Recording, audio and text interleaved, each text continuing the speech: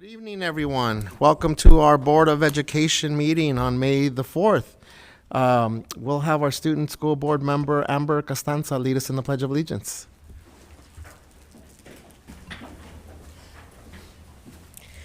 Ready, begin.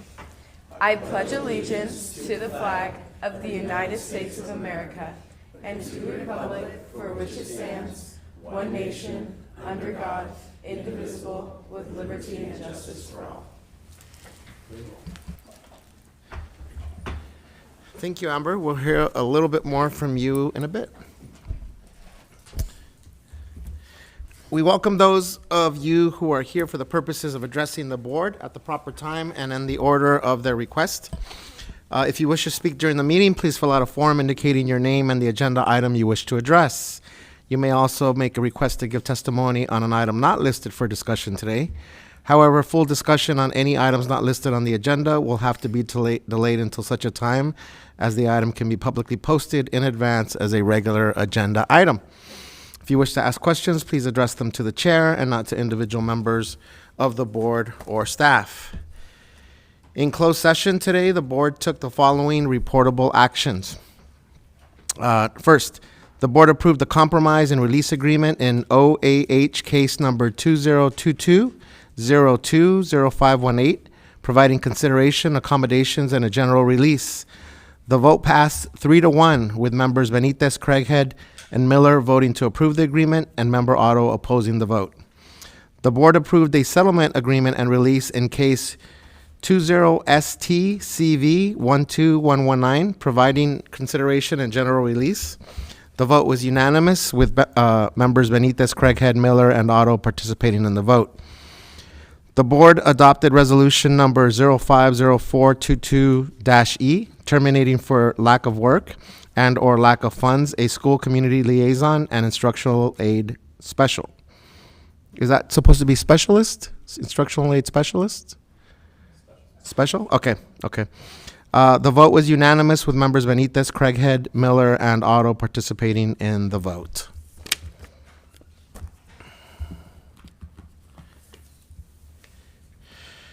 So public hearing, we have none tonight. Call for agenda items for separate action and adoption of the agenda as posted. Move for approval. Second. Any discussion? Thank you. Can't have a meeting without this, Mr. Miller. Let's take a vote. All those in favor? Aye. Any opposed? So that passes 4-0 tonight. Approval of minutes. Move approval. Any discussion? Take a vote. All those in favor? Aye. Aye. Any opposed? That passes 4-0.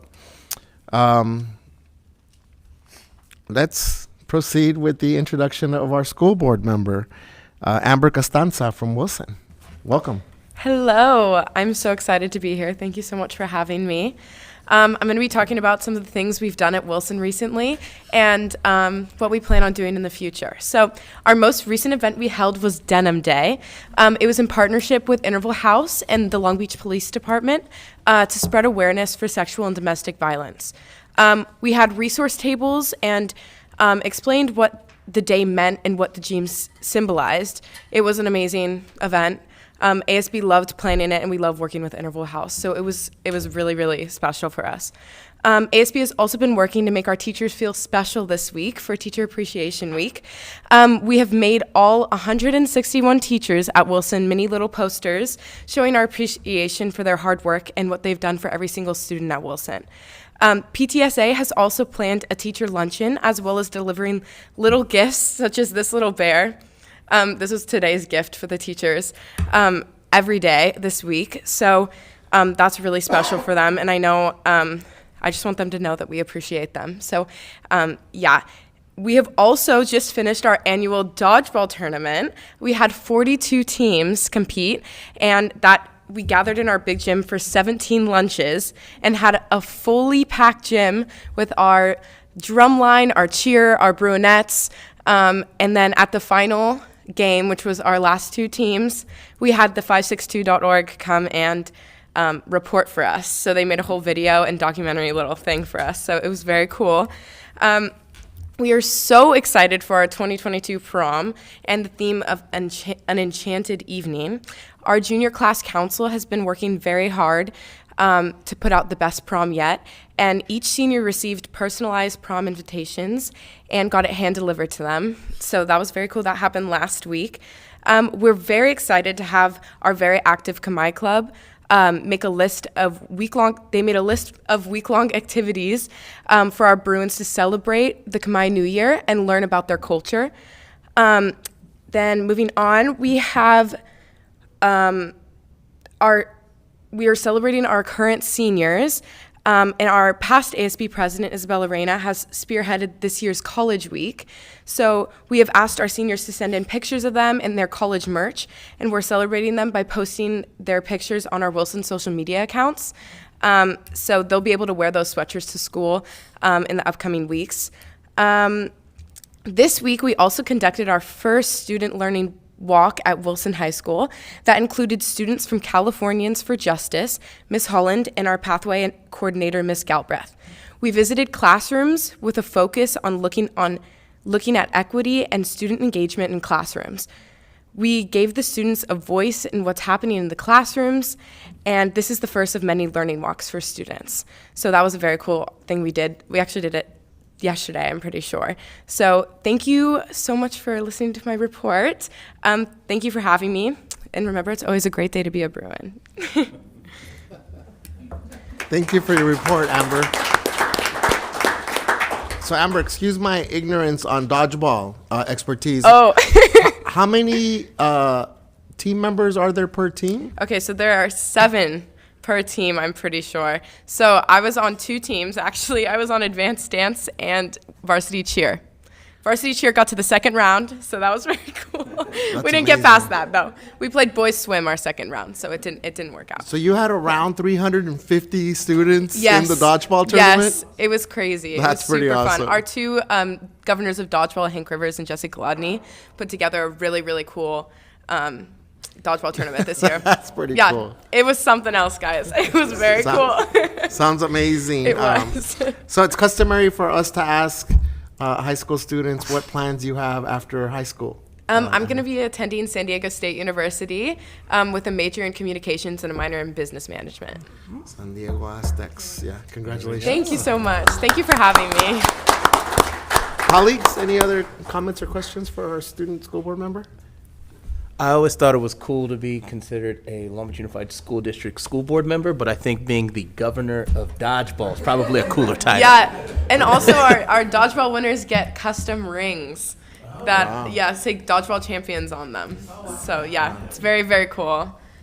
Dr. Camerino, is that like the common thing across our high schools? Is dodgeball that big of a thing? It's the governor's choice to do that. Mr. Otto, I think you had. Yes. You're student body president, Yes. and tell me what you think you've been accomplishing as student body president. That's a really good question. I've really been trying to get students more involved in the school, and we're really focusing on just making the year normal again. COVID was very hard for everyone, as you all know. So we really wanted to get students back involved in the school. We really wanted to do activities. We do stuff at lunch, like every lunch. We have rallies every lunch, and our rally chairs plan those every lunch to celebrate sports teams that are competing that week. Our swim also recently made it to CIF, so we're giving them a lot of love.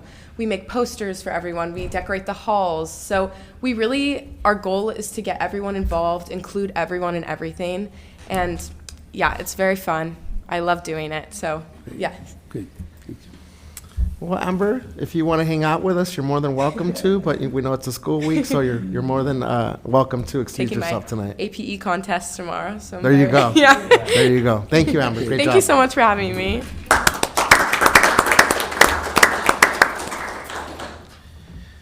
Our next item is recognitions and acknowledgements, our student, staff, and school celebration. Mr. Itzen?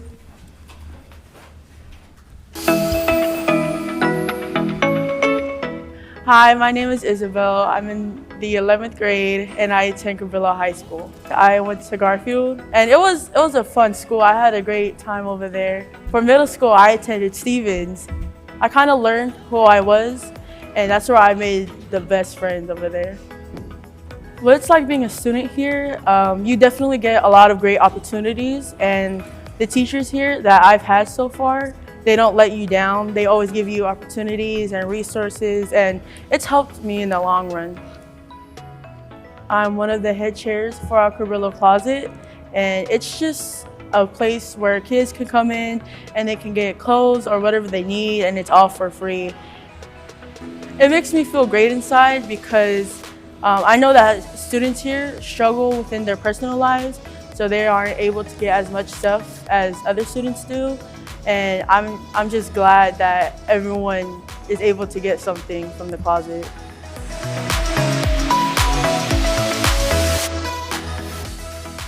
Great service work being done by our students every day. Isabel, did I get the name right? Yeah, great work, great work. Thank you, Mr. Edson. We will move on to our public testimony on items listed on the agenda. We have our first speaker, Mariela Salgado.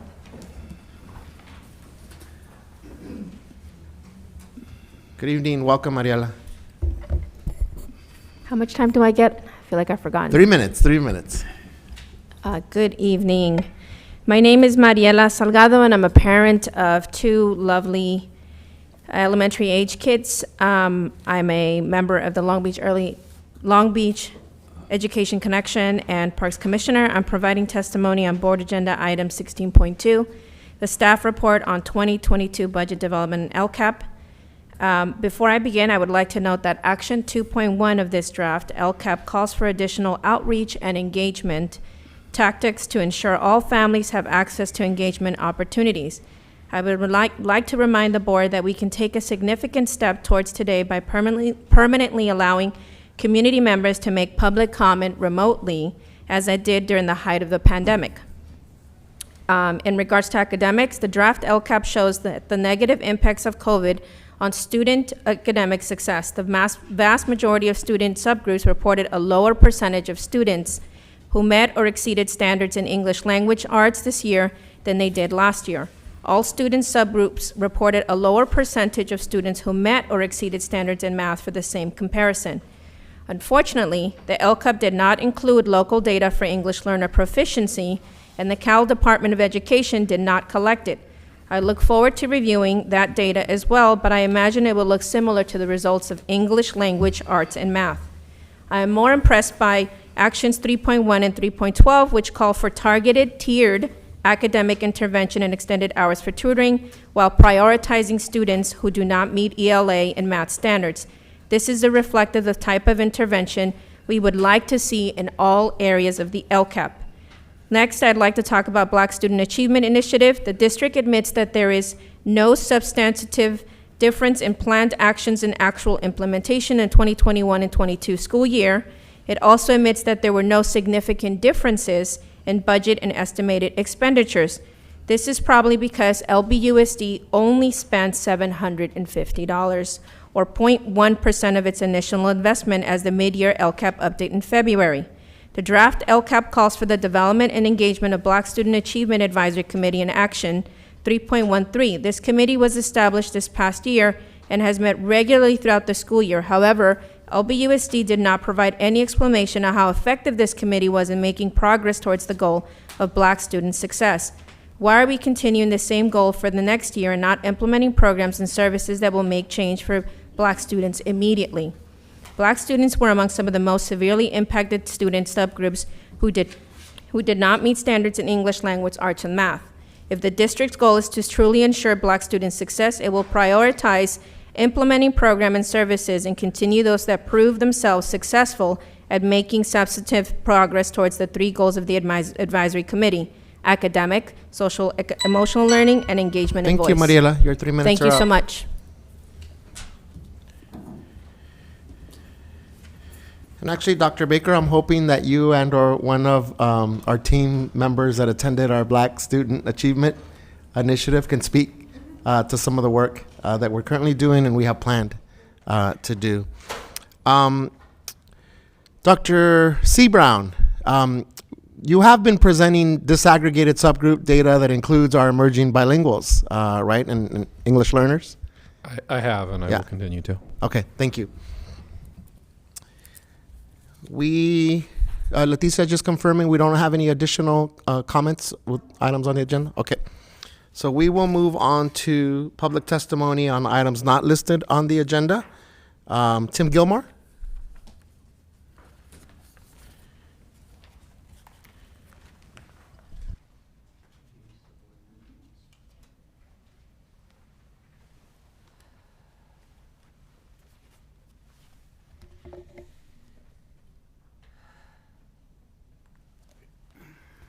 Good evening, welcome. Thank you. Hello, my name is Tim Gilmore. I started a 5013C 211 called Long Beach Poly Alumni, also a member of Midtown Neighborhood Association. I'm giving you some handouts now, and the reason why we don't have Poly varsity football at Poly High School is because of certain emails and certain information that I'm handing out. I'm giving you some handouts of the emails. I've read them from January 21st to February 17th when I was getting treated for stomach cancer. Prior to that, I was doing a food giveaway at MLK Park in clubs, and I read the emails and I was surprised. The person who wrote it is a non-local politician who supported her with a $1,400 donation and $2,400 event that came from my mom's estate. I called for her on February 17th and was very angry and upset at the response that I got. I was surprised to find out what was in that emails and so on. The rep of the Poly, I tried to contact my representative of Poly. I tried to contact him and wasn't able to get a response.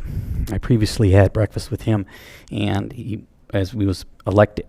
I also tried to talk to him after January 19th, after a board meeting, and had no luck.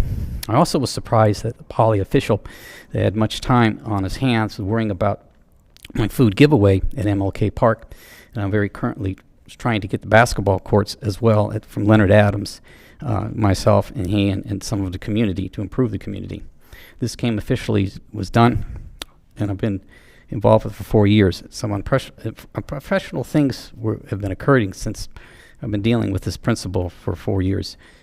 Emotional distress, such as not being able to give blood, not being able to use the bathroom, to talk to him privately, wasn't able to do that, and having a Long Beach Unified School District employees kind of harass me as well.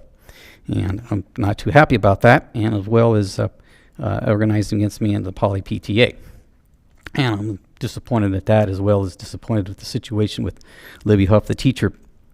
It was not a good example of a principal at Long Beach Unified School District or an employee of such. This was the last straw, and I was in the hospital thinking about what I could do, and I needed to get my health better in order to deal with these problems and so on, and such as this email. I'm considering legal action against Long Beach Unified, Poly High School, and anyone else, persons or several persons, either criminal or civil legal actions, whatever. I'm thinking about it. I'm also handling a petition, which I have, is a petition for coming in Poly football back to bring Poly High School. In closing, I'd like to be going through my treatment, which I am currently going right now.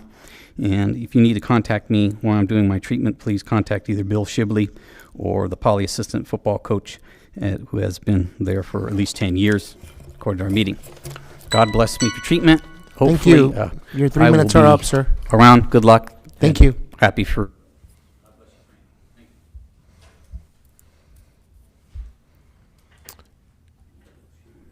Next, we have Robert Collins.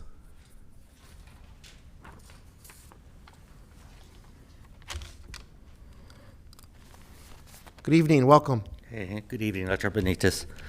I'd like to begin by saying I'm Robert Collins. My son is Gabriel Cruz Collins. He goes to Tenture. He's an 8th grade student. Thank you to the board for all you do for Long Beach students. Thank you to the administrators who chatted with me about math. And thank you to the teachers and staff at Tenture. They are extremely kind. Usually I come and talk about LGBTQIA+ students, Tonight I'm talking a little bit about math. I would like to tell you that at Tencher there have been some anti-gay slurs this year, but the school has taken them very seriously, and I believe they're making progress at making the school safe for all students. I have a concern that all students in middle school, 8th grade, will be taking math. Not taking math, but taking algebra. I want to say I'm not sure if I'm right in my opinion, but it makes me a little uncomfortable. I do understand the district's rationale. It seems like most kids are not doing well in math, and that it's important to encourage all of our students, but particularly our minority students, to take higher level math classes. I just have the feeling, I'm talking to the board, but that not all students are ready to take math in middle school.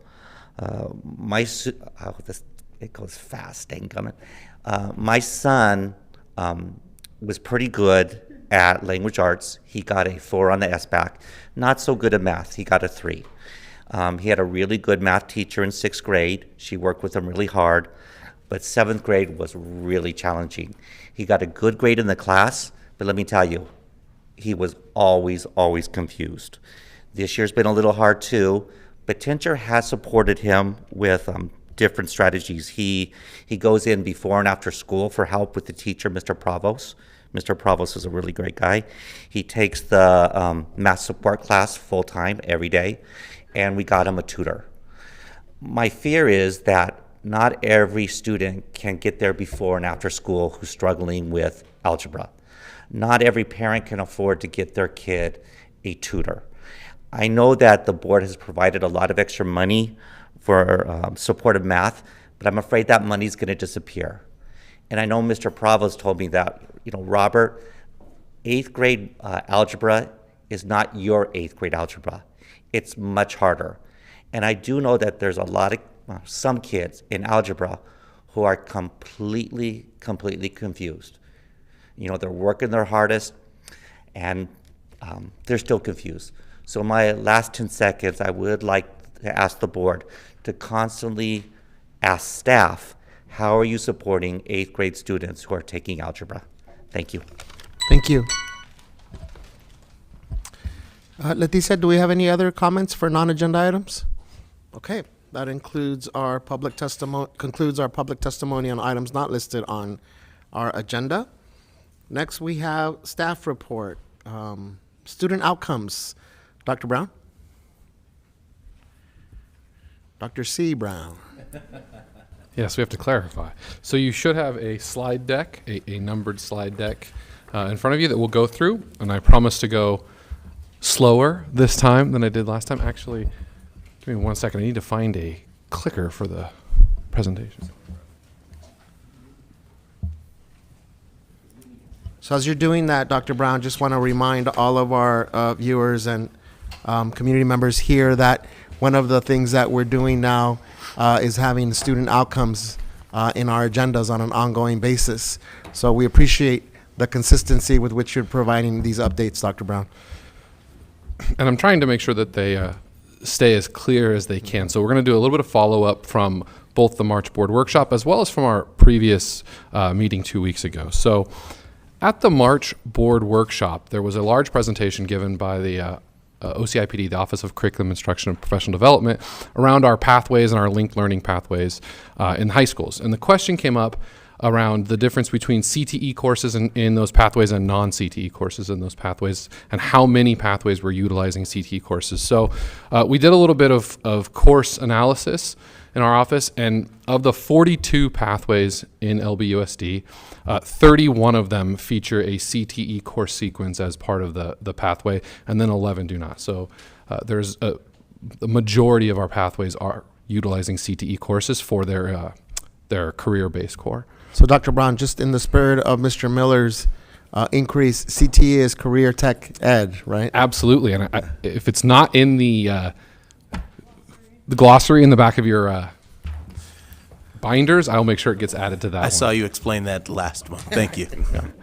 And then the other question that came up was, what does the demographic breakdown of students who are experiencing CTE look like compared to the district as a whole? So that's your next slide, slide number 4. And you'll see that by and large, for most of our demographic groups, it's pretty aligned.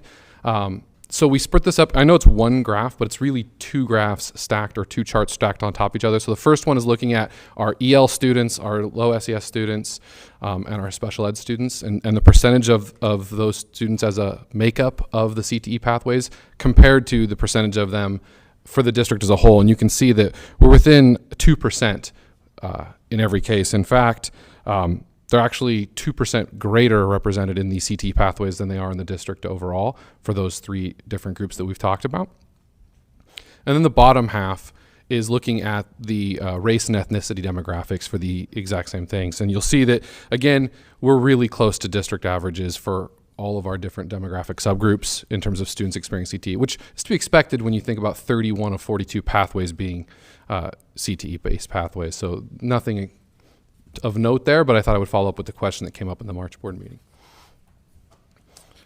Now to the more outcome focused as opposed to participation focused part. So at our last board meeting, we talked a lot about acceleration. Our last few board meetings, we've talked a lot about acceleration versus remediation, right? And this idea that we need to focus on acceleration in order to support students.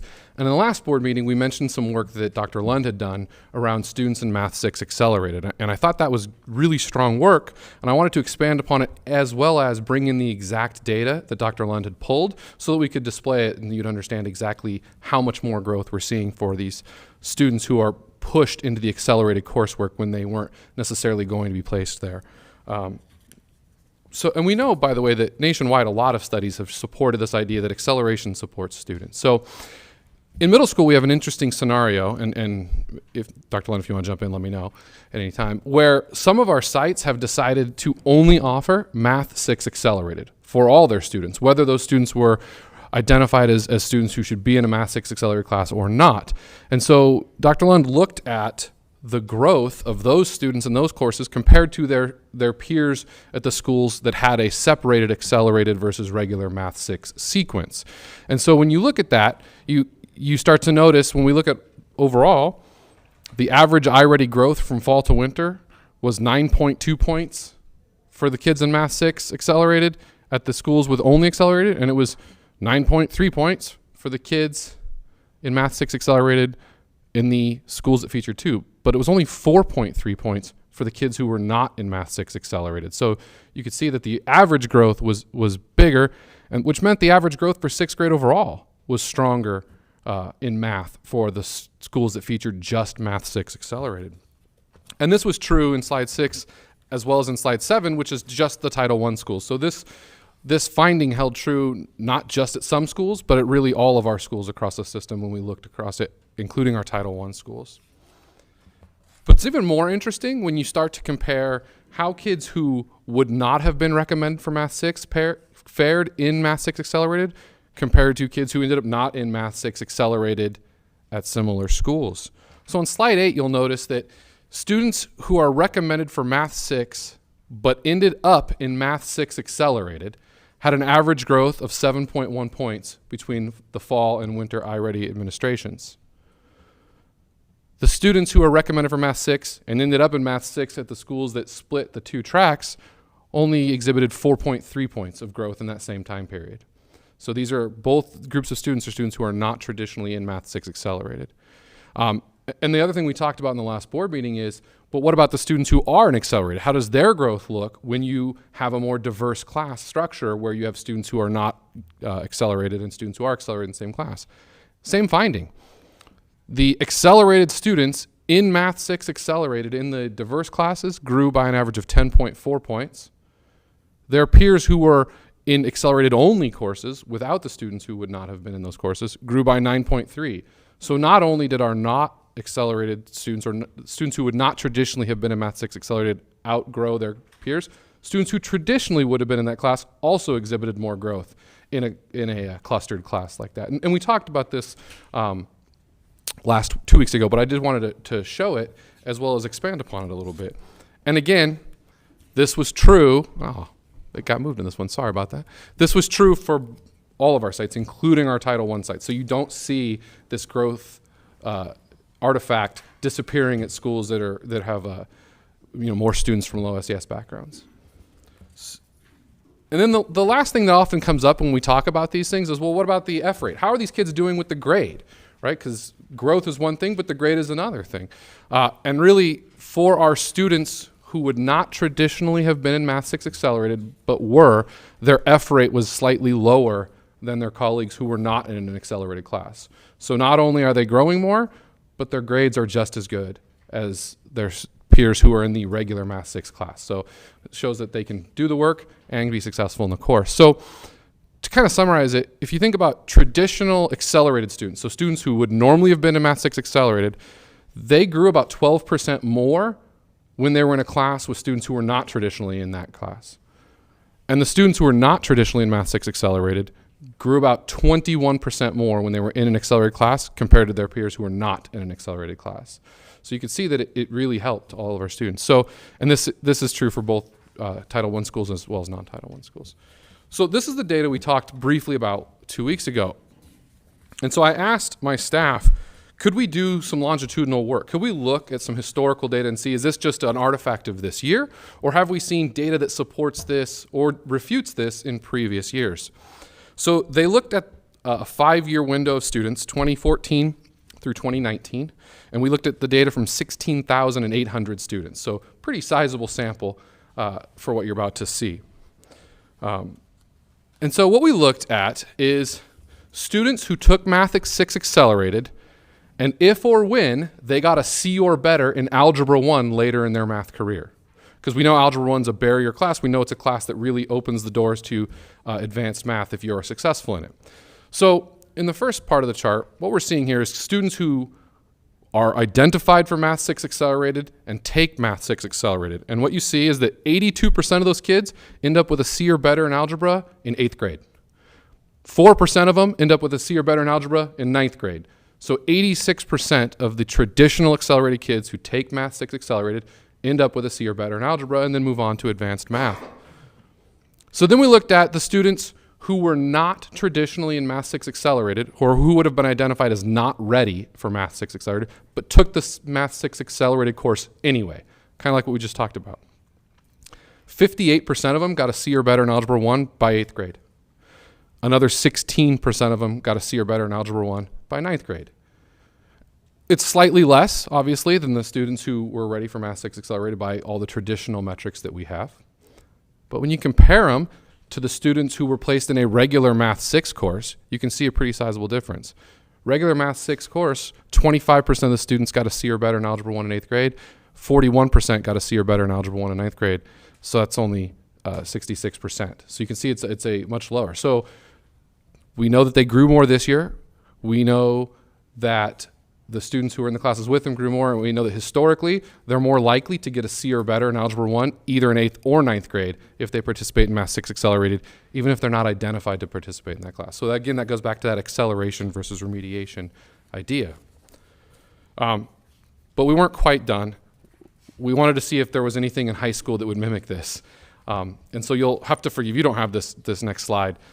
So what we did is we looked at every student who takes high school math and what all of their courses are, and you get this horrible diagram, which I'm not going to make you go through. But basically, this is the pathway of every single high school student through math, starting at whatever their freshman course is. But if we simplify it, let's just look at one group of students. Let's look at students from the class of 2021 who received a D in Algebra 1 in 9th grade. Right? So what happens? So when you receive a D in Algebra 1 in 9th grade, there's a few pathways available to you, but two big ones. One is you proceed on to geometry. You pass the course, you got your 5 credits, move on to geometry. The other is remediate algebra. Go back and take algebra again. So we looked at what happened when you do that.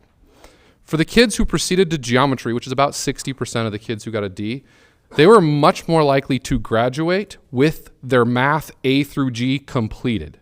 Students who took algebra again were much less likely to end up with their math A through G completed. So you can see again that the idea of accelerating, pushing a kid who, even though they got a D in algebra, into geometry was more likely to result in meeting the A through G standards for math. And A to G is the requirements for your university, Cal States and UC schools in California. So it's really a measure of post-secondary competitiveness for us, and math is a big barrier for that. A lot of our students who don't end up A through G, it's math is the barrier. So that's one of the reasons we looked at A through G. So not only that, but when we went back to the ugly one and we looked at courses, if you got a D in Algebra 1 but moved to geometry, you were much more likely to take advanced math courses like AP Stats or pre-calculus. So in addition to increasing your likelihood of math A through G completion, you also opened up the opportunity and access to higher level math courses. When you retake algebra your sophomore year, you've now taken a year of math away from you in terms of opportunity and access. So this idea of acceleration doesn't only enhance performance, it enhances access for students. So it's true this year, it's true historically in middle schools in Long Beach, and for the class of 2021, it seems to be true in high school as well, this idea that we can accelerate kids and provide support and they have better outcomes. Now, there's still a lot of work to be done, right? There's still some gaps here. Not every single kid is making it to A through G in math with a D in algebra. So a lot of room to provide support, but at least it gives us a roadmap for the kinds of decisions we can help kids make to accelerate their learning. So with that, I'll open to questions that you may have. Colleagues?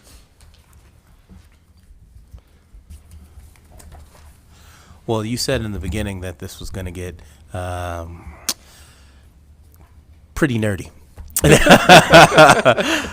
This was awesome. This was fantastic. For a fellow nerd, I thought that the statistics, don't get me wrong, I truly believe in the importance of having anecdotal understandings of what's going on in our district, but being able to back them with statistical background really provides the precedence that we need to continue to support our kids. And I think that analysis like this do that. So I think the consistency of this and continuously tracking that's going to be the next step. So great job. You ready for me, Dr. Brown? Okay. Yes. So I have 3 questions, but I want to get to the policy piece of this. Okay. Practice and policy. Yes, thank you, Mr. Miller. So moral of the story, as I'm understanding it with this data, is that students that are in 6th grade accelerated math are growing at a faster, bigger rate, are more likely to go into or to have a C or better in algebra, and are more likely to go into our A through G pipeline. Is that safe conclusion? That's a great summary. Okay. So can you and or Dr. Lund, or one of our experts here, talk to us about what the difference is between 6th grade math and 6th grade accelerated math? That's my first question.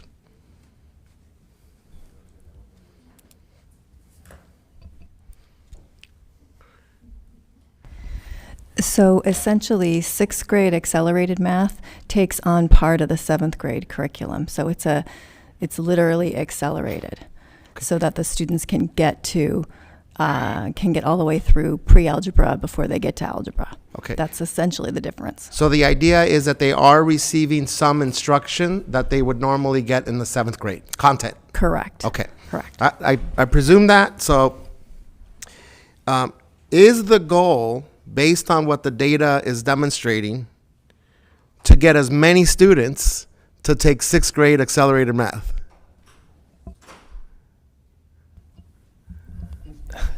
Is the goal to get as many students to take 6th grade accelerated math? Yeah. I guess I go back to the long-term goal around access to algebra in 8th grade and the success of taking algebra in 8th grade, and then the opportunities to take higher level math if you've completed algebra in 8th grade. So not just looking at our historical data on if you have completed 8th grade algebra and what that opens up for you in terms of A to G courses overall, as well as higher level math specifically, and then working backwards from there. So I'd say the long-term goal is really access to algebra, Sure. and then Math 6 Accelerated being that entry point to Math 6 or to algebra. Okay. There is one point at which students can move from Math 7 to algebra, but it is based on some pretty narrow criteria. Getting an A or B in your Math 7 course and meeting or exceeding on SBAC. Perfect. And historically, we've just had a very small number of students that do make that jump, if you will, from Math 7 to algebra. And they do so really skipping an entire year of content, which is an added challenge. So one advantage of the Math 6 accelerated coursework is it covers full year of Math 6 and a half a year of Math 7, whereas the Math 7 accelerator covers the remainder of Math 7 and a full year of Math 8. Thank you, Dr. Lennon. And so let me work backwards then, because really I'm looking at this from an equity perspective. If our goal, and I'm presuming that it is our goal, is to have more students complete A through G, particularly our students at Promise, right, in that 5th, 6th, and 7th grade, and we work backwards and we know that the only pipeline to get to A through G is to take algebra, achieve a C or better, right, because you could take an A through G class, fail it, and it's a zero-sum game at that point. And again, continuing to work backwards, we know that those students that take 6th grade accelerated math are, one, more likely to take algebra by the time that they get some in A through G, and two, more likely to get a C or better in algebra, which is what you need to be, A through G compliant. On what basis then are we making determinations right now as to who is recommended into 6th grade accelerated math? I will say historically we've set criteria working with our math office as to who was ready for Math 6 accelerated coming out of elementary school. And we've adjusted that criteria year over year based on our data, looking at achievement report grades coming out of elementary school, looking at SBAC scores, looking at Gate Excel status. So using a variety of criteria, we've historically recommended students for select placement.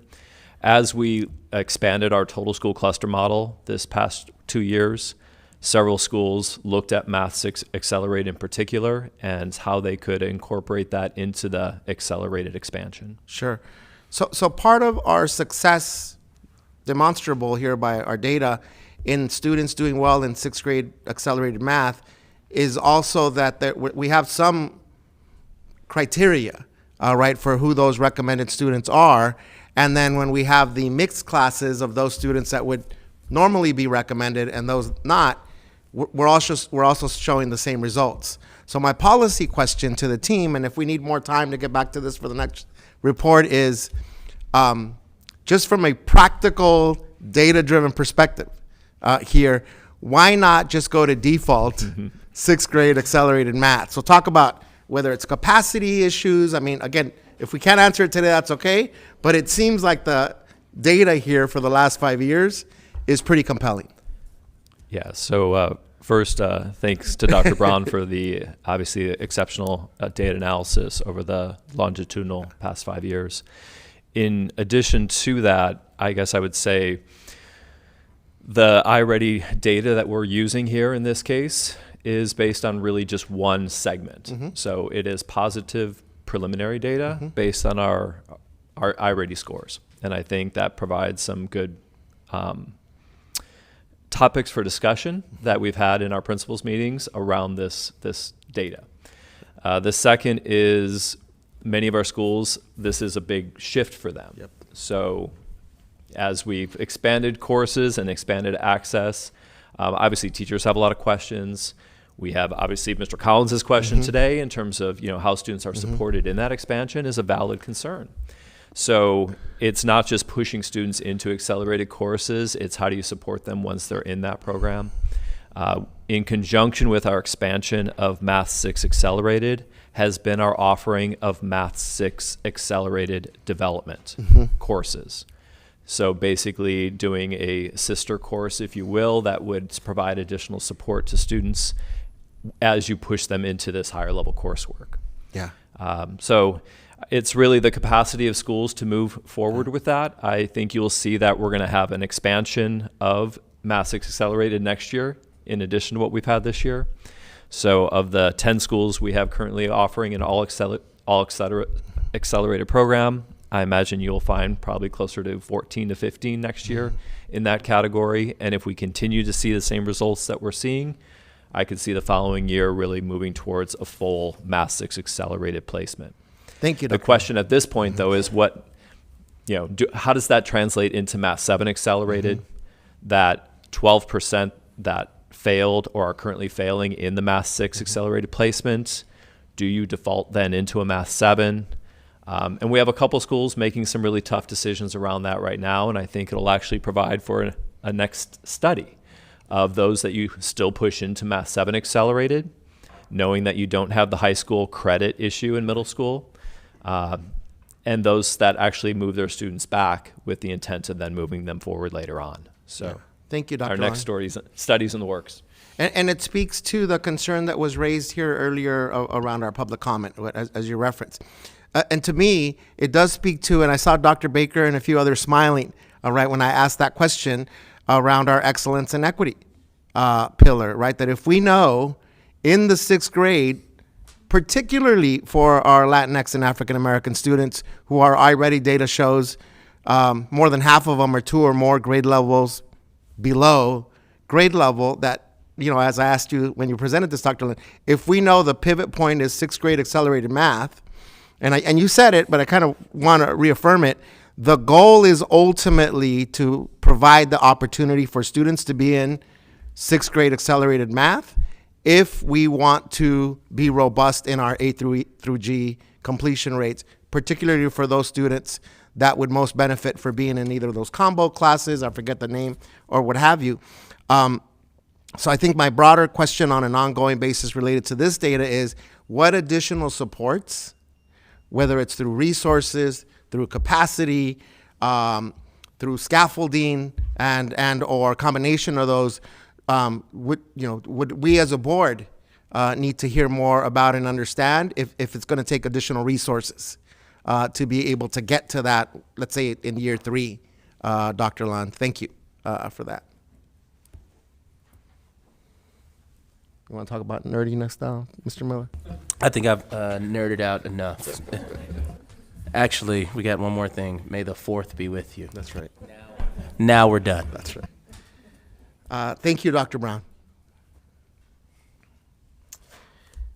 We will move on to our 2022 budget development and LCAP update and A through G completion improvement grant plan. Great.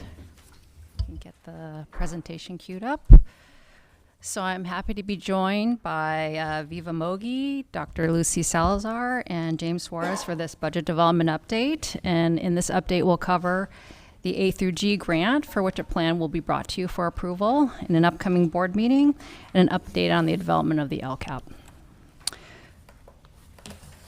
So we always like to ground our budget conversations in the Learning Acceleration and Support Plan. So this is our district's comprehensive plan to address the academic and social emotional needs of our students. It is designed to be transparent and prioritizes community engagement and continuous improvements. So these plans that we're going to talk about tonight have a strong connection to the Learning Acceleration and Support Plan, and the many activities in these plans are contained in the LASP.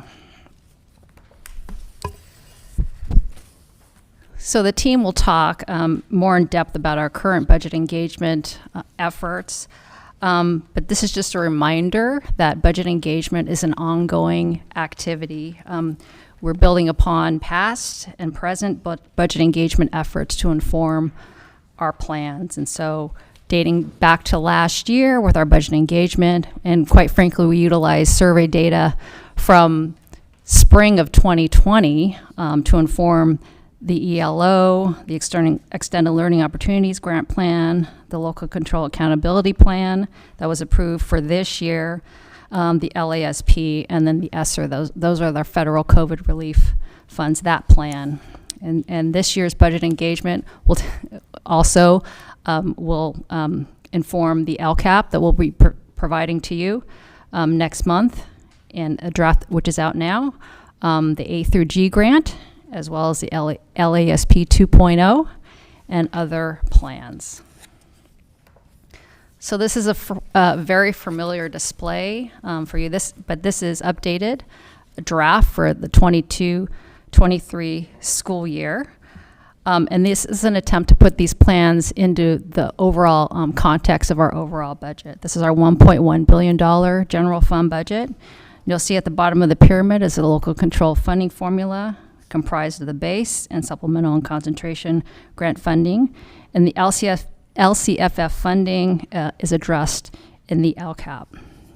As we move up the pyramid, we have the state grants and entitlements, our special education funding, and that's driven by our SELPA, Special Education Local Planning Area Plan, which will be presented to you shortly, instruction materials, and before or after school programs. So of note for next year is our Extended Learning Opportunities grant of approximately $17 million, in which we'll be providing a plan to you in an upcoming board meeting as well. Going up the pyramid, we have our federal grants and entitlements, our title programs, our Title I, II, and III programs. The monies that we will utilize next year from our COVID relief are ESSER one-time dollars of $135 million, as well as the federal portion of our special education dollars. And then local grants and entitlements are small at $6 million. So the Learning Acceleration Support Plan bridges multiple levels of this pyramid and really pulls together activities articulated in the plans that are noted here. So just zeroing in on the A through G improvement grant, this is a one-time allocation of approximately $5.4 million. We have about 4 years to spend these monies. And the allowable uses for these dollars are activities that help to increase the number of high school students, particularly unduplicated students, to graduate with A through G eligibility. And our proposal is to continue activities in the Student Success Initiative in years 24, 25, and 25, 26. So the Student Success Initiative is part of the current LASP and is currently funded with our ESSER dollars. So we would like to extend this program past the horizon date of those ESSER dollars. This is also a formal display. This is a display that is currently on our website. This is how we've allocated the supplemental resources that the district has received by fiscal year, and you'll see we've updated it to include the A through G improvement grant that we'll utilize in those out years, 24, 25, and 25, 26. And this is also a familiar display that is on our website and updated continuously. This is the same funding broken out by pillars in the LASP and other uses. And you'll see here also the Student Success Initiative highlighted and continued in those out years. So before I hand it over to the team to discuss our current budget engagement efforts and the LCAP, if there are any questions? I don't have a question, but I just want to thank you for the glossary on slide 4. Oh, okay. That's always good to include that kind of thing. Yeah. Ms. Takahashi, Yes. quick question. So through our budget engagement process, I did notice that we were using $124 million in encouraging folks to guide our priorities and decision making. Where does that $124 million show up, or how did we come up with that? Right, and that is the supplemental and concentration grant funding. That was an estimate that was used for the supplemental and concentration grant funding. Okay, thank you. Okay. If there are no other questions, I'll hand it over to Viva Mogi. Good evening. So this slide has been shared with you before, and it walks you through our engagement timeline for this particular year and what we have done and where we are today. I wanted to remind you and the public that until we got into phase 3, we've involved all the 6 parent advisory groups in every phase, and our thought exchange process, our student engagement and focus groups, and hosting a community budget meeting. We are in phase 3 now, and the major priority is to share about our draft LCAP with Mr. Suarez. We'll walk you through that in a minute. But last week, as scheduled, we began our outreach and education and engagement on the draft LCAP to our parent advisory groups. Additionally, because we received so many insights from students in our community, we will be drafting a budget engagement community input report, which we plan to have ready in June of this year as well. And I'm going to pass it on to Dr. Salazar. Good evening. So on the next slide, I wanted to highlight some of the budget engagement numbers. The thought exchange is currently closed, and we're happy to report an increase since we were last here at the last board meeting. So as you can tell on this slide, we have increased not only the thoughts and the ratings, but we also have increased overall the participation rate of those that joined us in a variety of ways. And we just want to acknowledge everyone that has been able to participate with us. But I know that last time there was a question around the breakdown around participation groups.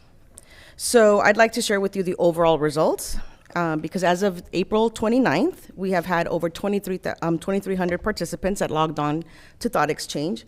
And again, I'd like to remind everyone here and watching us that we're talking about unique participants. And those that are unique participants, they also were able to anonymously share their thoughts in a multiple variety of languages, including Spanish, of course, and Khmer. So when looking at who participated, what do we know? We know that we had many more students since the last time we were here on April 13th. We know that we more than doubled the amount of students that participated. The last time we were here, if you recall, we had 214 students on this slide. That made up about 12% of our students that were participating. And here today we have 596 that make up 27% of the participants. I know we would love to have more, and of course we always strive to do better. But more than 1/4 of our participants are students, and we're happy with those numbers. I want to say thank you officially and formally to those that were in front of students, both on Zoom and in person. We had Carmen Hernandez, Viva, was with us with students in person. Chris Itzen did a variety of sessions with students, and also Stephanie Heilig, who met with students in person and again on Zoom. We also had 46% of our parents were our second largest group of participants, followed by LBUSD staff and community members. So thank you to everyone who participated. In our next slide, we see the racial and ethnic breakdown of our participation. And you can see on this slide the breakdown. But I know, Dr. Benitez, you had a question last time around, so how many of our students were, let's say, African American or Black? How many of them were Latino? And so I do have that information with me tonight. It's not included in your packet. I apologize, but I would like to just share some numbers with you, if that's okay. So of our student population, which is the one you asked about the last time, the largest group of students, the racial ethnic breakdown, was 39% of our students were Latino or Latina, Latinx, followed by, as reported by, self-reported, were 2 or more races at 12%, followed, and it tied with our Black students, our African American students at 12%. I can say that with certainty that was not the case when we first started this budget engagement session. Followed by our white students, or identifying as white, at 11%. And then we have Asian at 7%, and then Cambodian was 4%, Filipino 6%, and we had one student who was identified as Native American, as well as 2% of our students were Pacific Islander. I have the information for the other groups, but I know you in particularly were interested in students. And so I'd like to hand it off now to James, who's going to share with you a little bit more about the LCAP and the draft. Thank you and good evening. We're really excited today to share newly written first draft of the LCAP, or Local Control and Accountability Plan.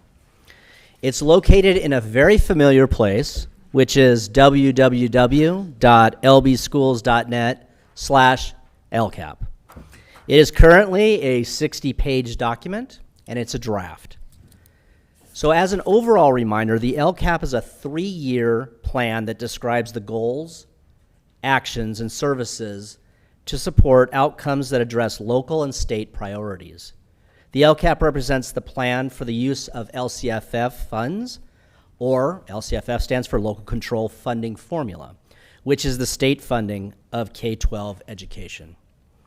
Tonight we're here to share some broad highlights and to provide context about the draft LCAP. The content of the draft includes a section of the LCAP entitled Highlights, which I will showcase in one moment. The LCAP draft includes a section devoted to community input and how the input influenced the LCAP and other plans. As Viva mentioned, although this is part of the LCAP, we feel that there needs to be a more robust report to the community to acknowledge the many thoughts that were shared via the thought exchange and how LBUSD is addressing these thoughts. The bulk of the LCAP draft focuses on LBUSD's 5 goals, each one carrying a separate set of metrics. Where most people gravitate is the actions of each goal, which describes each program or service that is planned. Increased or improved services is at the heart of the supplemental and concentration LCFF funds, and this section is currently in progress. But I'd like to make sure to describe one point of caution. If you in the community are looking for budgeted dollars of each action or program, right now they are not listed in the draft, and you're probably asking why.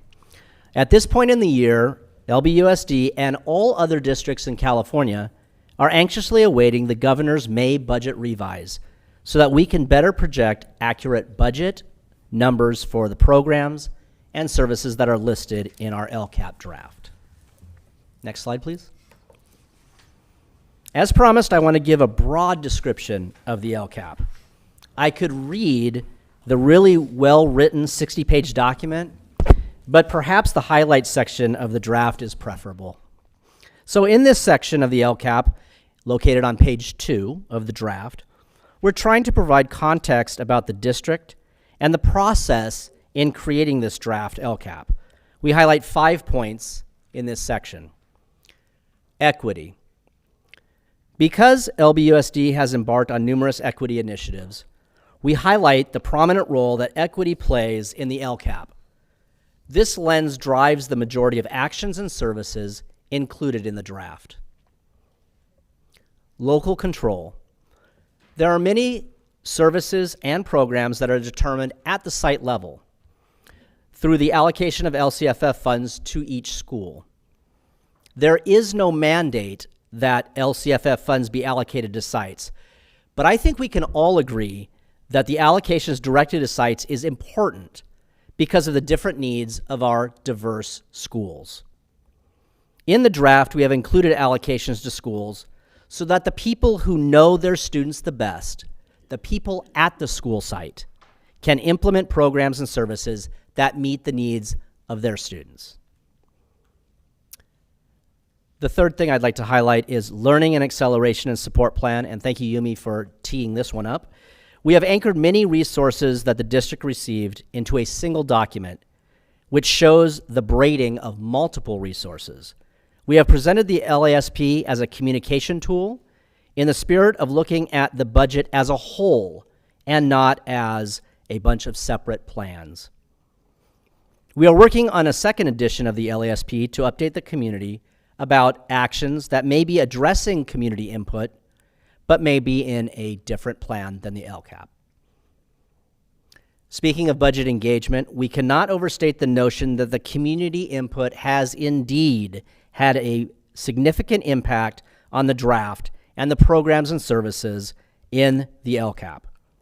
There's a large section within the LCAP dedicated to the efforts of our budget engagement and the results of the ongoing process. Finally, we must acknowledge that the pandemic has played a very large role in the types of services that appear in this and last year's LCAP. The profound academic and mental health effects on families and students still exist today. And as such, much of the same services that appeared last year to mitigate COVID's effects on students remain a part of this year's LCAP. Again, the highlight section in the draft can be found on page 2, and the 60-page draft document can be found at lbschools.net/LCAP. We invite the community to review the draft, and we will continue to take our show on the road to district parent groups, as well as provide opportunities for the community to ask questions and provide input into the draft, including at www.lbschools.net/LCAP. LCAP. And to close our presentation, I'd like to bring back Dr. Lucy Salazar. Thank you. So in closing, we just want to say thank you to our community, our staff, all our stakeholders. We recognize that they were able to share with us their aspirations, their hopes, their thoughts with us during this process. And we're not done yet, right? We're drafting the LCAP as we speak. And we just want to say thank you to everyone that participated with us, especially to our parents and our staff. And we acknowledge their participation, their partnership, and their support. And so we just really appreciate everyone. But at this time, if you have any questions, the team and I would love to answer. I didn't do that. Going back to the slide where it's a breakdown of the student participation and the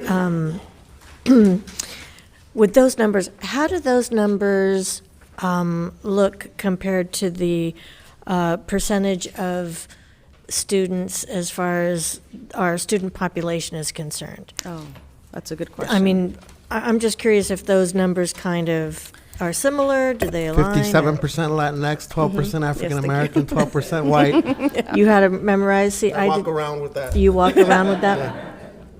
I need to walk around with that. I'm being facetious up here, Dr. Salazar. No, Please. but thank you. I was close, so I appreciate you saying that.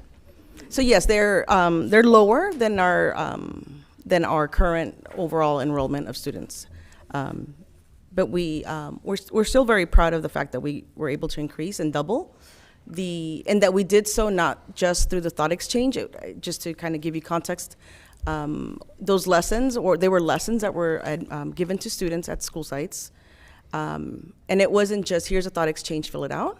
There's a lot of input that was given to students. It was a full lesson. It was about 45 minutes that time was spent with students. And there was some conversation leading up to them filling out the thought exchange. So there was a lot of context given to them. And they were very excited to know that not only Dr. Baker, but everyone else would be looking at their thoughts. Any other questions? So, Dr. Salazar, I want to highlight two things and express my appreciation. One is that we obviously had some growth in the number of participants overall. I think that's great. I think that's, considering the last 2 years that we've had, speaks very highly to your efforts and the team's efforts to engage our communities, right after most of us were in lockdown, basically for 18 months. Second, the student participation, right? I can't remember ever getting a presentation on our LCAP process with so many students participating. So I hope we continue with those efforts. I know we've done a lot of things, including the work that Dr. Brown has done with our students in making sure that we're centering student voices.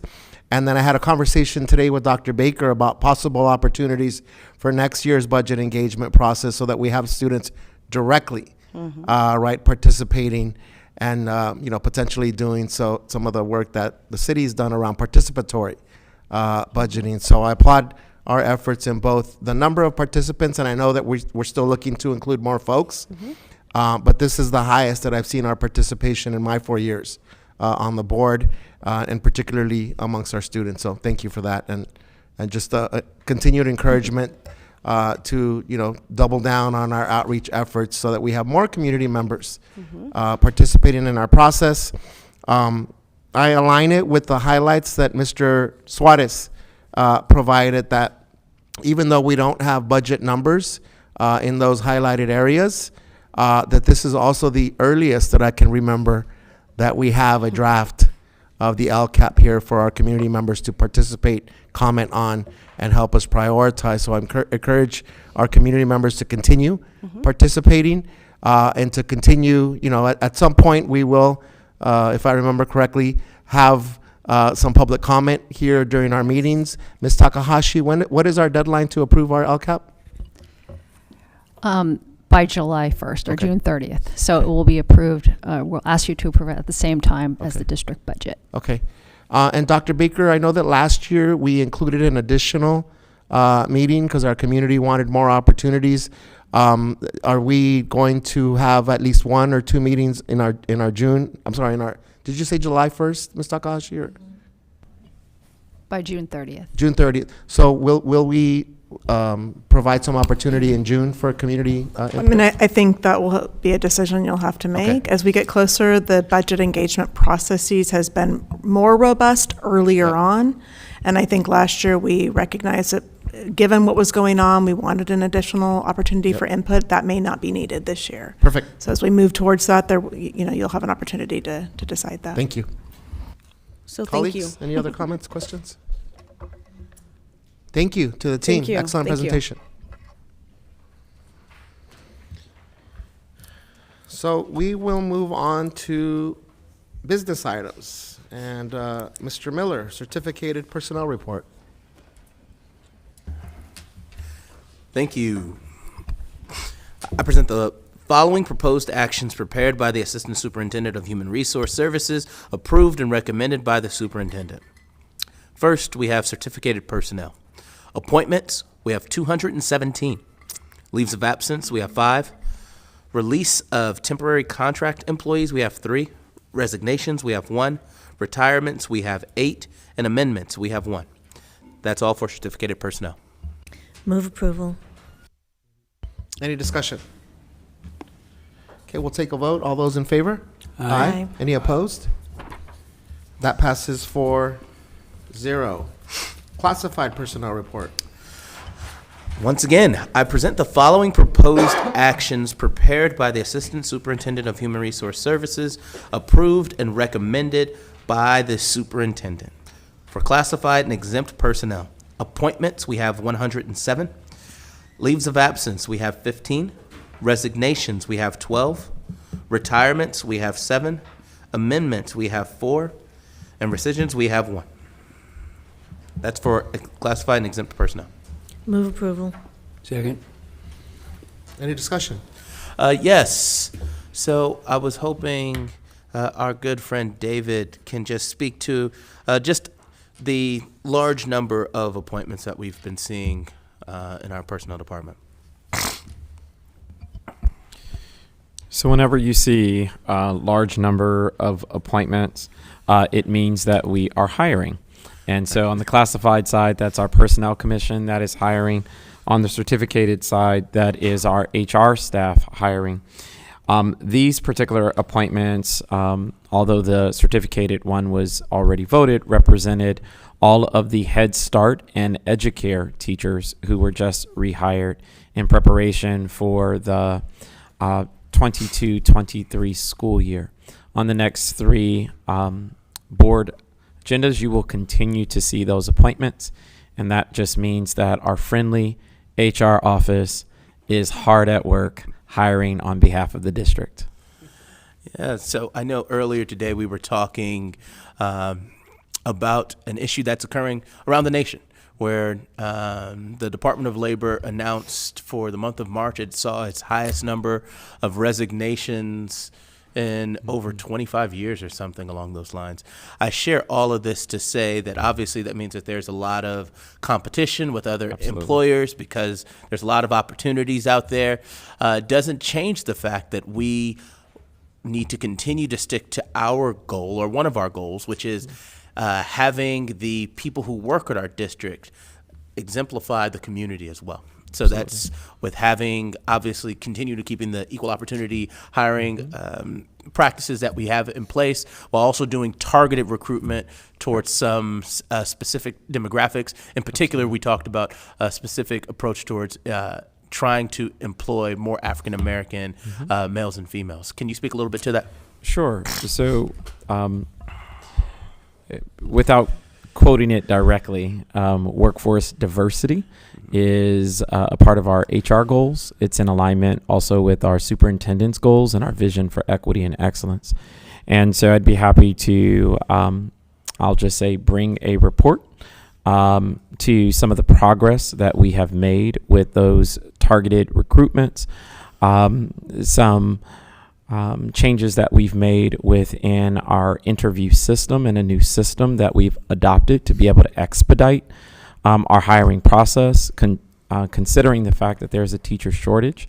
I'd be happy to talk about the recruitment efforts that Long Beach took and how we had 700 interested, 500 in attendance, and how we were able to have video interviews sent to 400 candidates within 24 hours of attending that event.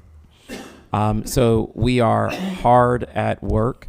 I'd also be happy to share, I'll just say, some of the adjustments that we are also asking to happen at the site level, so that our inclusive interviewing and with a focus on, I'll just say, looking at how we can have a culture add instead of a culture fit.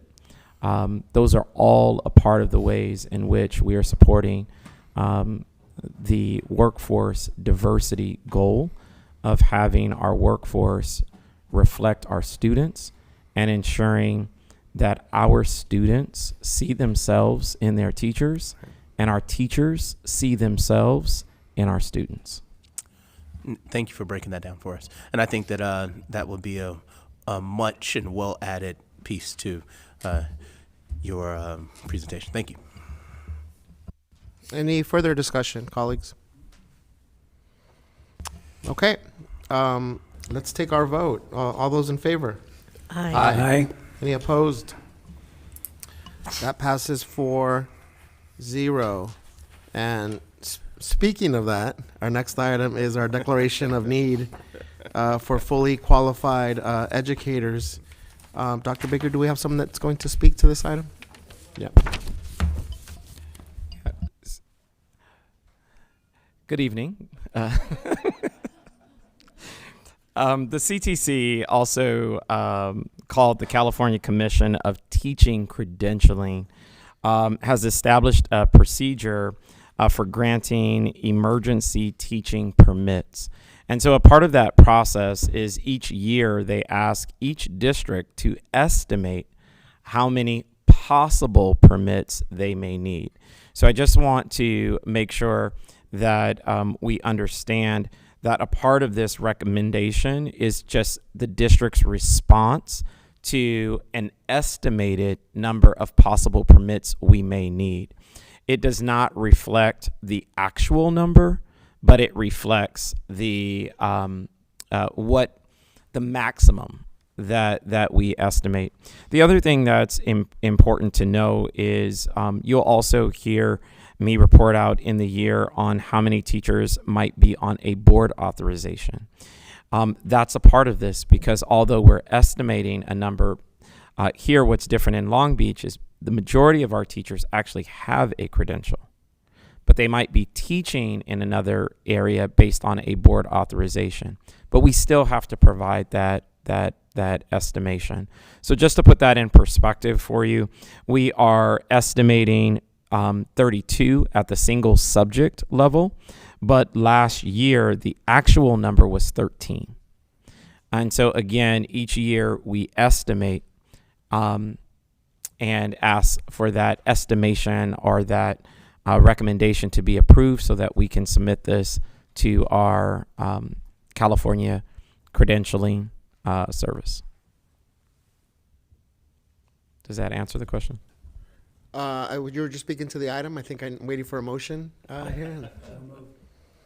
Second. Now, any discussion? Any questions for Mr. Zaid? No.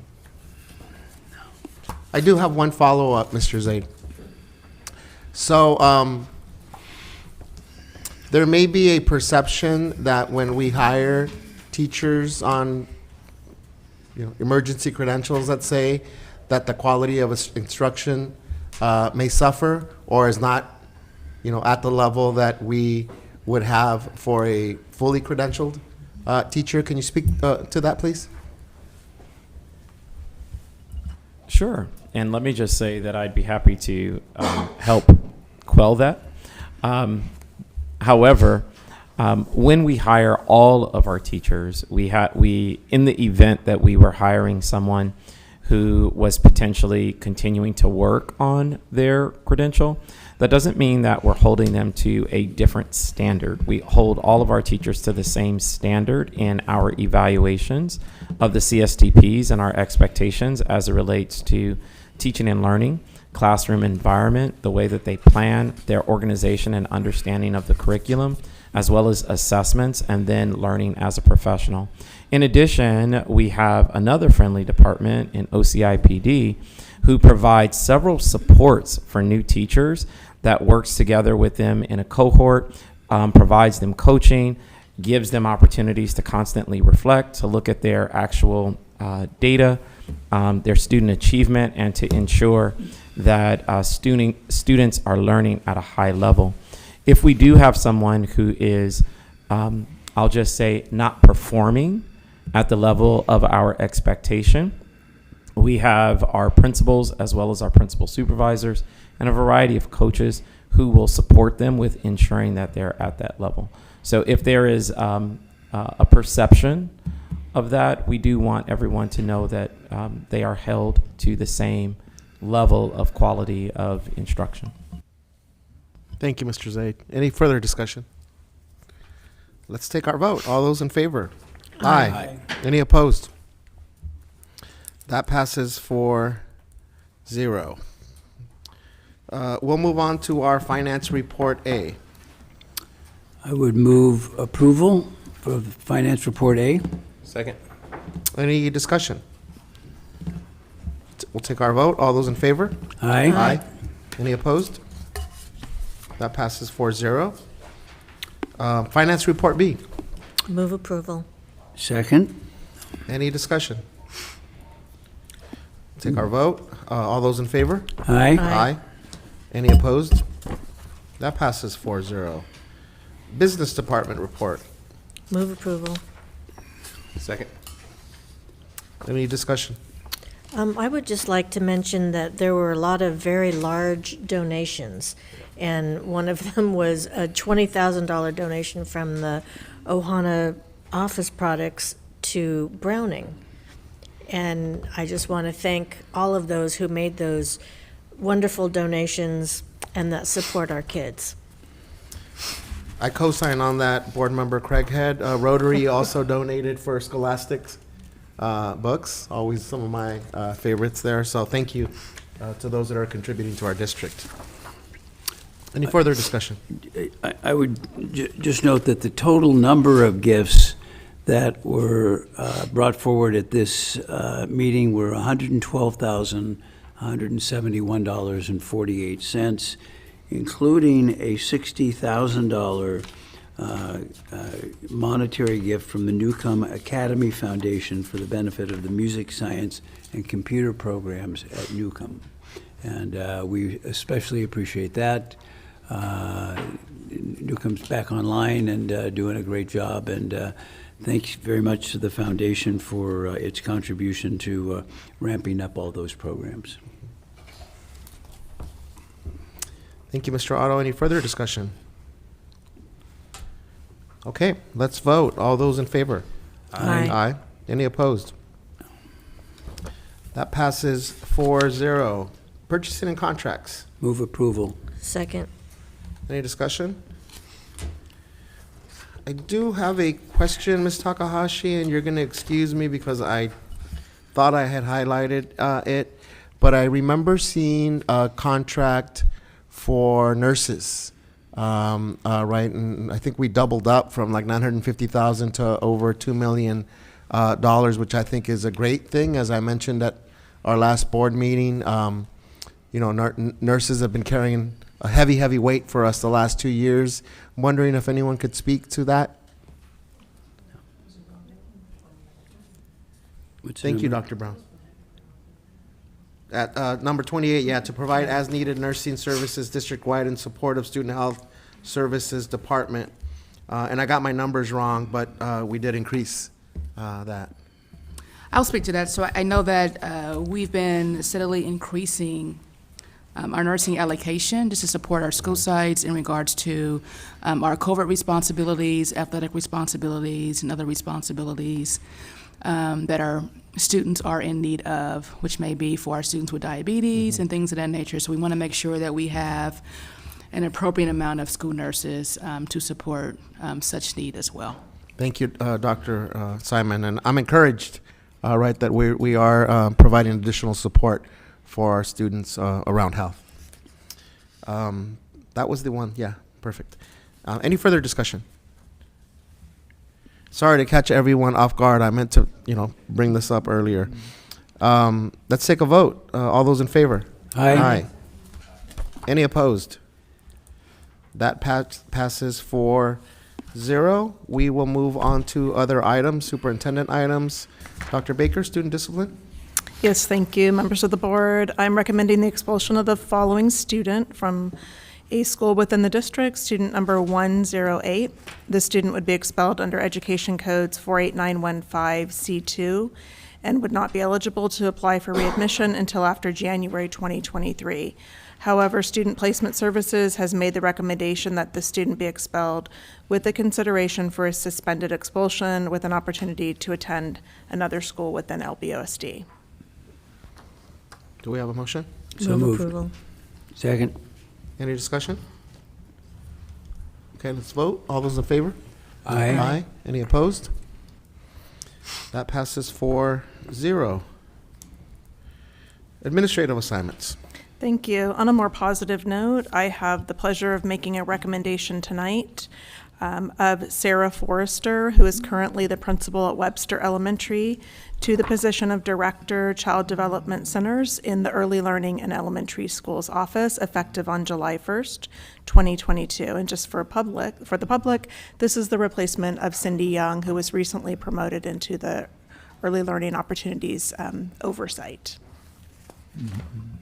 Move approval. Second. Any discussion?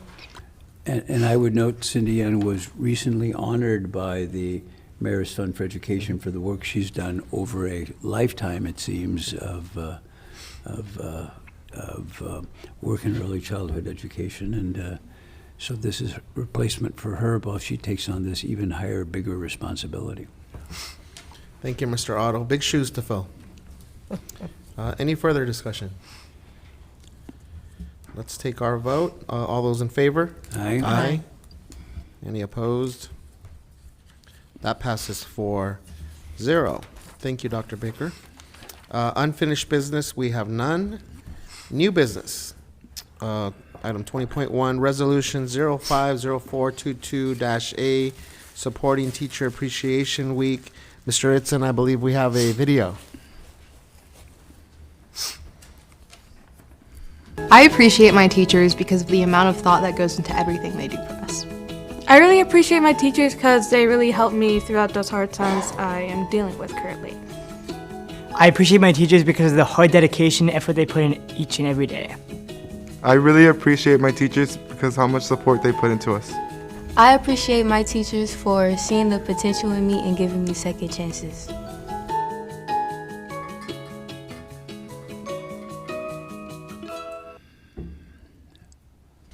Thank you, Mr. Itzen. Always great to hear the impact that our teachers are having on students every day. Do we have a motion? So moved. Second. Any discussion? No, I would just encourage everyone to thank a teacher. Let them know that they are appreciated. Tell them in person, because we can. Random thought. Dr. Benitez, do you have a favorite teacher? Mr. Attaway, 6th grade. I thank all of my teachers. I'm not only the first family to go to college, first family member to go to college, I'm the first family member to graduate from high school. Oh, wow. And it was all because of the fabulous public school teachers that I had. Miss Jenkins in middle school, Miss Anderson in high school, my U.S. history teacher in high school. So I can go down the list of teachers that have had a huge impact in my life. So thank you, as you put it, to all of our teachers at all of our schools. Mr. Miller, I'm going to respond to favorite teacher. I don't want to embarrass him. I'll just say he actually works right here in the admin office. He hosted a class called Bible is Literature. And I think it was one of the first times that I got to really look at a class as how it was going to impact me for the future. I was quite impressed, and I could tell that this teacher in particular was quite involved and quite committed to the students that were in that class. And so I'll give you a hint there, and I are still really good friends till today. Beautiful. Ms. Craighead? For me, it was a fifth grade teacher, Miss Freilich. But earlier you said you walk around with those numbers. You walk around with that teacher because you answered that before he finished talking. I just want you to know. That tells you that's the incredible. impact. I am reminded that it is no coincidence when we talk about opportunity gaps. I strongly believe that teachers can change the world. All right, and that's why I'm here. As not just a testament, but in order to advance our belief in our public education system and the role that teachers play every single day in all of our lives. I was preaching to the choir here. Mr. Otto, favorite teacher? I will give you 2 and 1. Mike, Mr. Otto. I will give you 2. One whose name I can't remember, but I remember him so well. The second one was Andy Seymour, who was the activities director and an instructor at Millikan High School when I was involved in activities there. He just celebrated his 90th birthday, and he was a great influence. The other one was a recently hired graduate of the University of Notre Dame who taught 10th grade English. And he looked at us in that class and said, "You know nothing. And so I'm going to teach you just vocabulary and writing." We never wrote more than a paragraph all year. The vocabulary we did was cause terror in the hearts of all of us as students because there were 3 kinds of tests. He would give you the words, you would give him a definition, a part of speech, and use it in a sentence. Or he would give you the definition, and you would have to write down the words and then use them in a sentence. And the one that everyone was scared to death of, he would give you a blank piece of paper and say, write your 25 words, their definitions, and use them in a sentence. And there were kids in that class who didn't finish high school, but who did really well there because of his inspiration. And remember, he was also at Millikan High School. Thank you, Mr. Otto. So we all vividly. Mr. McCarthy. He was there for 2 years, I think. You got me thinking here, Ms. Craighead. I could name all of my teachers from elementary school. Oh, you're one of those kids. Yeah. And I'm thinking, I called it middle school, but it was junior high. Technically, I can name them all. So thank you to our teachers. All right. A resolution is just a symbolic gesture on our end of how thankful and appreciative and grateful we are, particularly in these very challenging educational times. So, Board, I think that we shall resoundingly vote on this resolution. Yes. All those in favor? Aye. Aye. Any opposed? I gotta ask, Brent, I know. That passes 4-0. Our next item is Resolution 050422-C, supporting National School Nurse Move approval. Day. I think we have a video, Mr. Otto. Mr. Itzen? Do I have to watch the video before? I appreciate our school nurses because they try to make us as comfortable as they can. I appreciate our school nurses because of the amount of times they've taken care of us when we're sick. I appreciate our school nurses because of how accommodating and considerate they are to every student. I'm appreciative of nurses because of how they always make sure you're safe and comfortable in their offices. I appreciate our school nurses because not only do they care about our physical health, but they care about our mental health. Thank you, Mr. Itzen. I have a school nurse story. Mr. Otto, you already moved approval. Do we have a second? Second. Discussion. I got a school nurse story too, so you start. Well, I think I've shared it in here before. That's how I found out I was colorblind. I was in special education, one, because I didn't speak English, and second, because they misdiagnosed me, and it was a school nurse in the second grade after 2+ years of being in SPED, which I had a wonderful experience in special education as well, who was like, wait a minute. And there it was, the browns, the greens, and the oranges. So I couldn't fill out a map correctly. I couldn't color code. I couldn't do any of the things that my teachers were looking for. So it was a school nurse. So I wore those fancy red, or was it orange or red glasses for a while until everybody sort of got brought up to speed that it wasn't anything but color blindness at that point. What's your story, Mr. Willard? Well, your story's cooler than mine. But some people probably know this. I'm probably sharing a little bit too much personal information, but I'm a really bad asthmatic. My asthma has always been an issue since I was 5 years old. And as a very, very young man who enjoyed basketball and running around at recess at Bixby, I didn't do a very good job of controlling it. I still have pretty bad allergies to this day.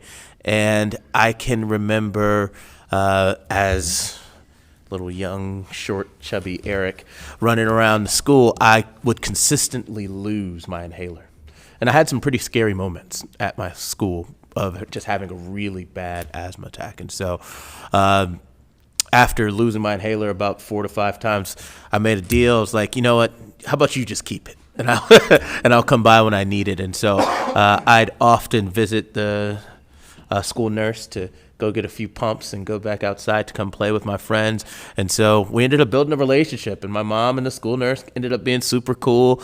And when I just think about the important role of a school nurse, just that additional layer of support from a health perspective, I never felt comfortable even to this day about my health. And so having someone there who would know a little bit about the body, a little bit more about me than maybe I knew, was always good to have. So I'm glad that we are showing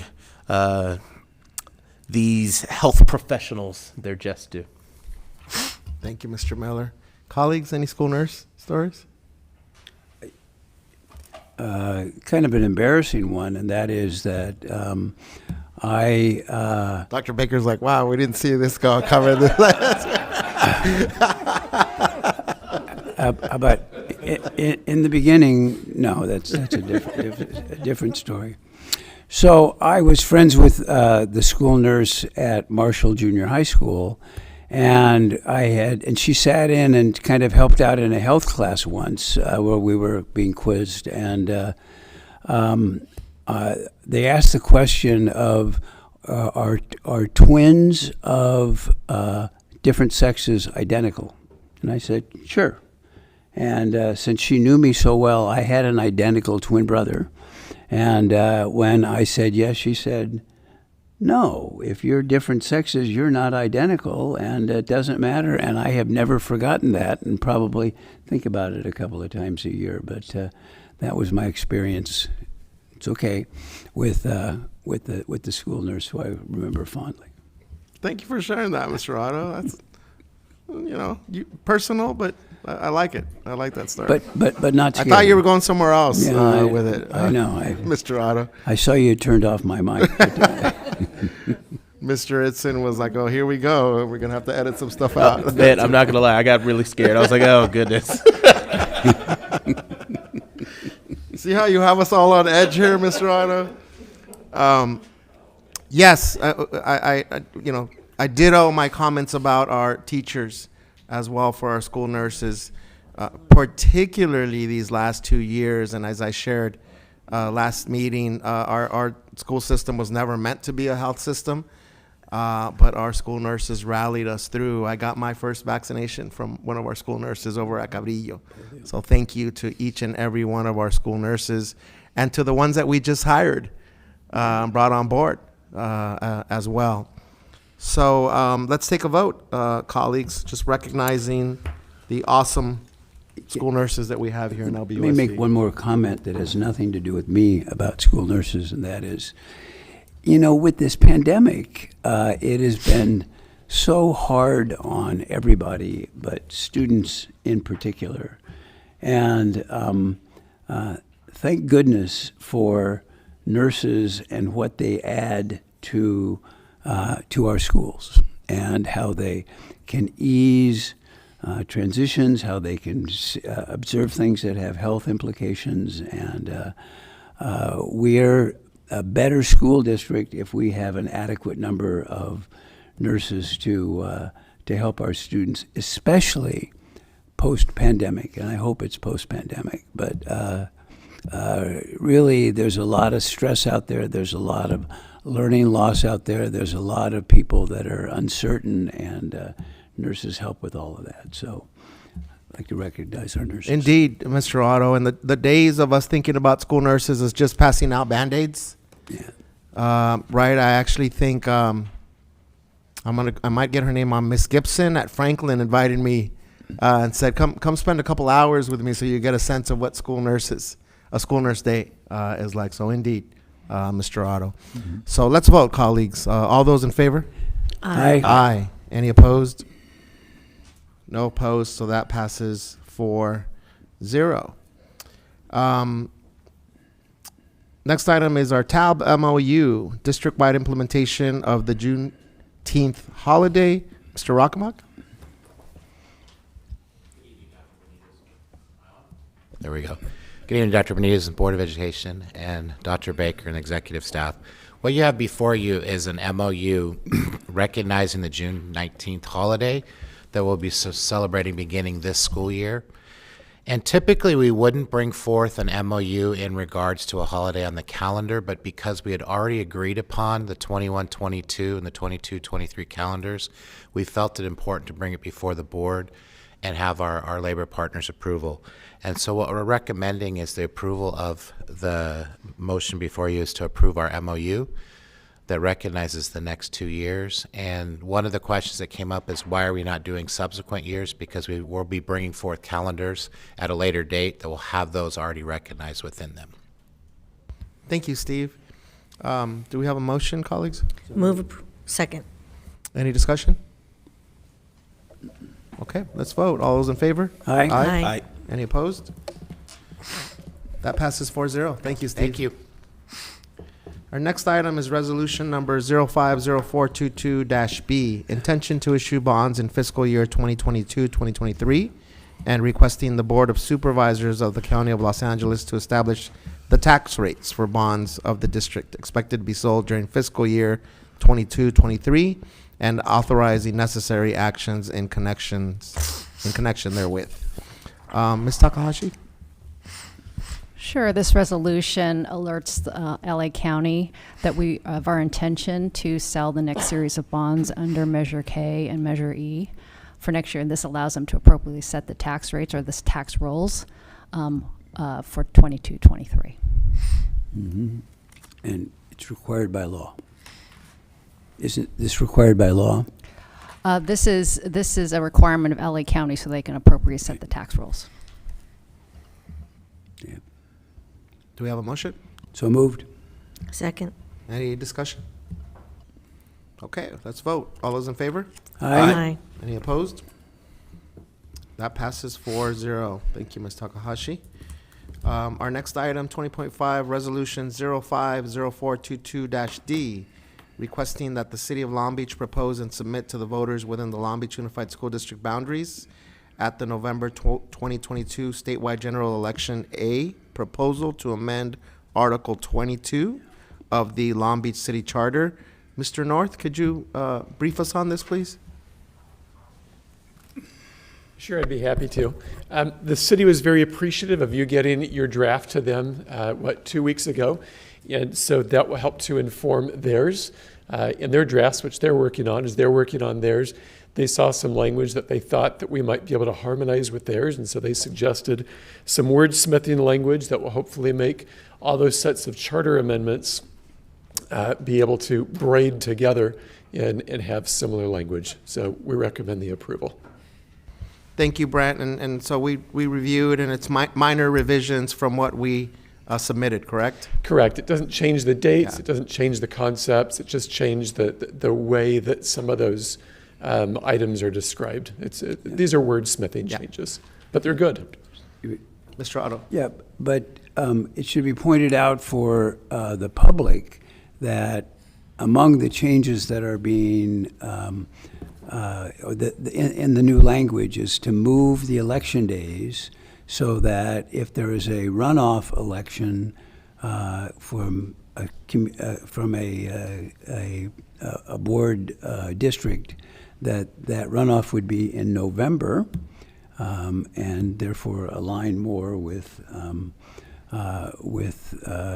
bigger elections, therefore causing higher turnouts, and that the reorganization of the board, which ordinarily has taken place historically in July, will now take place the second week of December, and with some attendant changes that go along with that. And so those are substantive changes in the way we do business. Right now, it hasn't been passed by voters yet, so that won't go into effect until after this is voted on and in November in the citywide election. It doesn't answer the question of if somebody wins outright, meaning that they get more than 50% of the vote in the primary, which occurs in June, whether that person can be installed at that point or whether they have to wait till after the November runoffs in other locations. But we'll worry about that later, if it ever occurs. Do we have a motion? So moved. Second. Any further discussion? Okay, let's take our vote. All those in favor? Aye. Aye. Any opposed? That passes 4-0. Thank you, Brent. We are at report of board members. Ms. Craighead, would you like to start us off? Sorry. No problem. First of all, I just want to point out I did not have a school nurse story. You're welcome.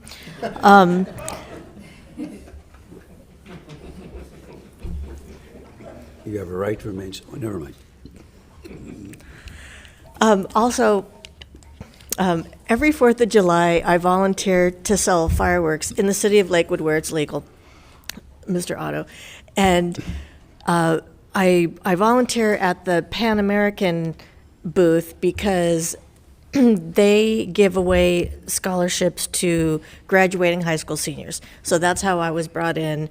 That was explained to me. It's for high school seniors, it's scholarship money. And it's fun. So last week, the Pan American Association had their annual luncheon where they honor the recipients of the scholarships. And the one of the requirements is that the student live in the city of Lakewood. So they may attend school in another place, but as long as they're a resident of Lakewood, they're eligible for the scholarship. So one of our students from Browning, Kelly Melvin, was a recipient of a scholarship. It's a $1,500 scholarship, so it's nothing to sneeze at. It's really very generous. And this student at Browning is amazing. All the students that were honored were absolutely amazing. It was so inspiring to hear about these students. But this particular student has taken 9 AP classes in her high school career, passed all of the AP tests, and she will be attending Cal State Dominguez Hills. So congratulations to Kelly Melvin. So proud of her. And then also I'm glad you mentioned Cindy Young because she was honored at an event at the Museum of Latin American Art, and she was honored by the Mayor's Fund for Education, and that was wonderful. We had a lot of staff people there to support her, and it was just a beautiful night. And then, of course, and I'm just going to start it out, I think we all have contributions to make on this one, but of course, Saturday was the Black Student Achievement Initiative Symposium. I hope I got all those words in the right order. Yep. And first of all, I want to thank Alyssa Taylor-Stewart, Dr. Lucy Salazar, their team, the Black Student Achievement Initiative, did I say achievement before? Initiative Advisory Committee. So much work went into this event. It was a fabulous event. And I have to hand it to you, everything seemed to go off without a hitch. The atmosphere was so celebratory and wonderful. I attended the elementary school breakout, and it was this wonderful group of staff members and parents learning about different things that are happening in our schools for our Black students specifically. And then the keynote speaker for the morning was Dr. Tommy Mabry. And so I made a note of a couple of things that he said, and he had a message to educators. First of all, don't put a ceiling on kids, and I like that. And also, the best thing that we can give our kids is vision and hope. It's the best thing that we can give our kids. And a message to parents. You don't have to be perfect, you just have to be present. And I love that message. And then the message to students, and this one was about how he hated school. He did not like school. He did not enjoy school. But his message to students that might be feeling the same way is get comfortable with being uncomfortable, because that's how you're going to succeed. So I just wanted to share those. I'm not going to go further because I know we all attended and we all have our own takeaways from that one. Thank you, Ms. Craighead. Mr. Miller. Now, you know I had to comment on this weekend. And I think we all had a really good time there. And for me, the experience was humbling, to say the least.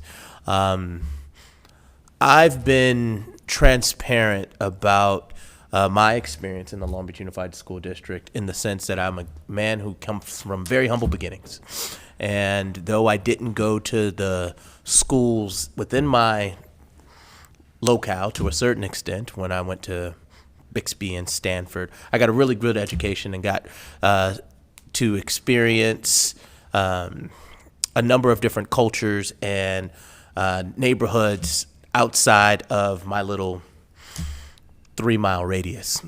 All things considered, oftentimes I was one of the few Black faces at those campuses. And I'd be doing an injustice if I didn't share that there were times that I felt lonely. I felt that I was on an island at times. I was fairly academic as well, and so there were times where I was in a very minute group where I was one of the few African-American faces in that space. And so I was very, very blessed to have great support, both from a family perspective and from outside entities like Operation Jumpstart and my church family and the YMCA that helped support me through this educational journey. But I'd be remiss if I didn't recognize that if I had a village, a community of folks that looked like me, that supported academic achievement, I think that it would have sufficed for the job that those that were around me did. And so I saw the power in that this weekend. We created a small incubator for Black achievement, and it was properly titled, and you could feel the spirit of supporting our Black boys and girls. I wished we could have had every last African-American boy and girl in our district at the event, because the speaker, Mr. Mabry, he was powerful. He spoke of his story of growing up from humble beginnings, unfortunately, like a lot of Black folks have experienced. But he was talking about how he broke a cycle. And one of the quotes that he said is, if you want something you've never have, you have to do something you've never done. And I was just really impressed with the event and the space. You've already said it, but I'll piggyback on that, and I wanted to give a special congratulations to the whole team that helped put on the event, along with the advisory committee. Oh my goodness, they were nails. I mean, I was, once again, I don't know about you all that were there, but I just felt the love. And I know that we're still are we in an endemic or a pandemic? Which one is it? I don't know. But from the great work that had been done and the spirit of the event, I was walking around hugging everybody. I couldn't even help myself. Jill was even like, "What are you doing?" I was just hugging on everybody because I was just so excited and I was just so impressed with the great work that had been done. So I wanted to send a really big kudos to everyone and the team for putting on the event. And I think that it's the spirit of love in that event in particular. It is not a coincidence that we're here today, and it is a now national recognition of Juneteenth.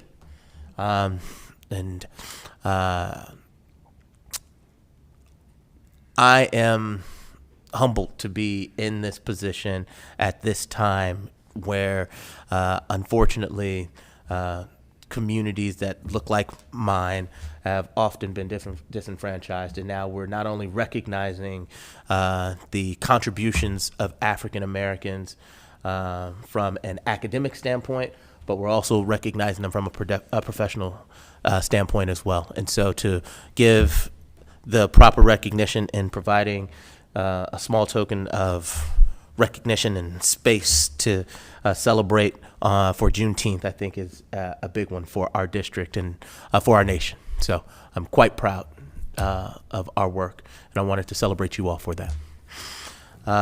Last but not least, we are in the month of May, and it is Mental Health Awareness Month. I guess it's just still in the spirit of love. I was watching SportsCenter. Don't judge. I can feel your judgment already. Like, well, typical man watching a whole lot of SportsCenter. I do, okay?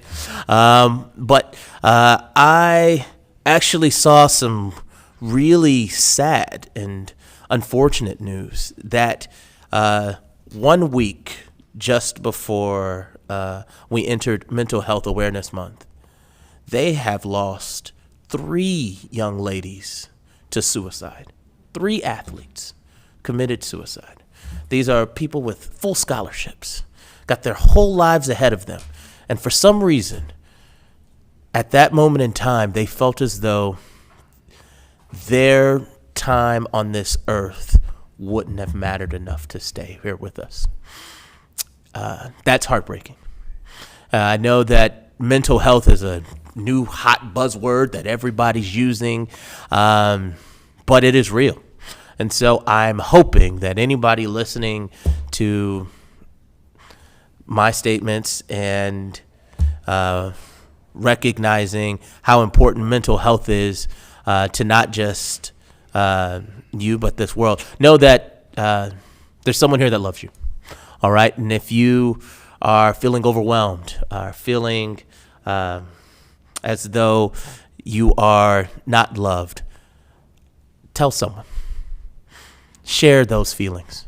And before you make any decisions, please, please, please speak to a health professional so that you can get the proper services that you deserve.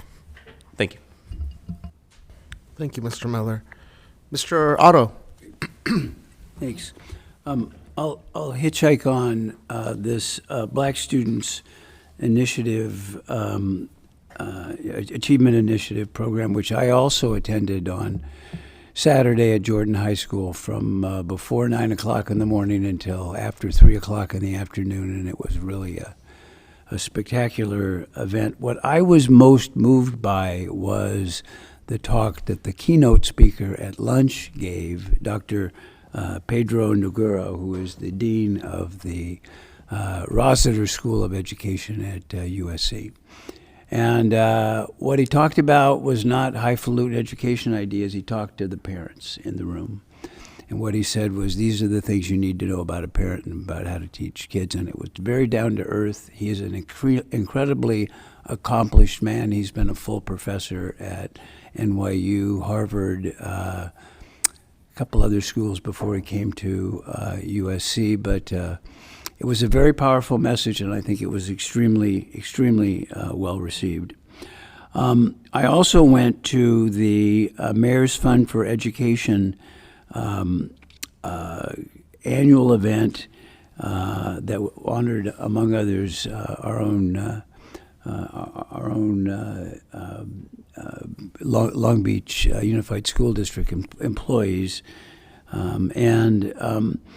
The most impressive thing there, because it coincides with what it is that we're doing in the school district, was the Long Beach Department of Health gave a $600,000 grant to the Mayor's Fund for Education to promote early childhood education.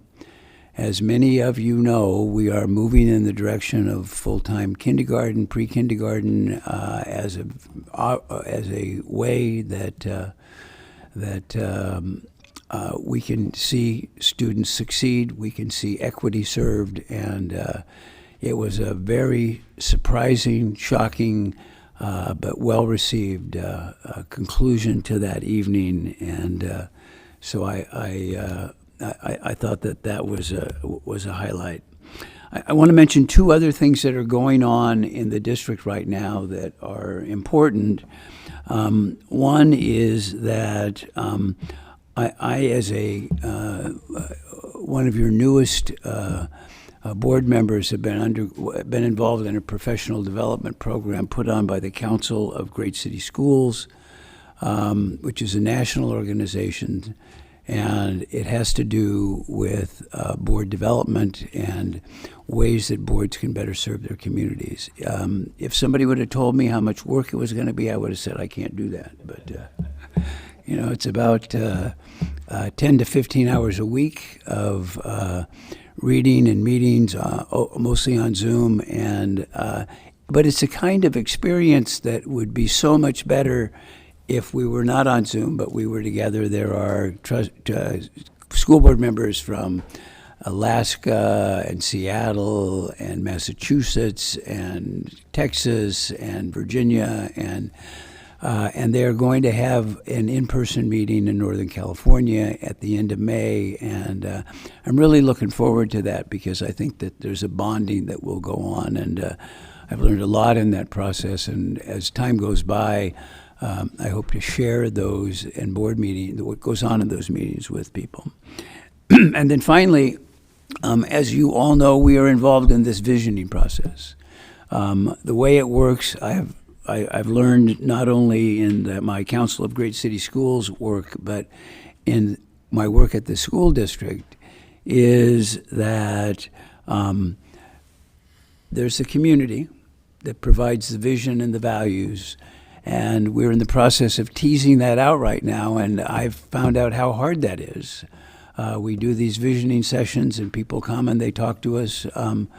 But this is what we're going to be focusing on and doing from here on going forward.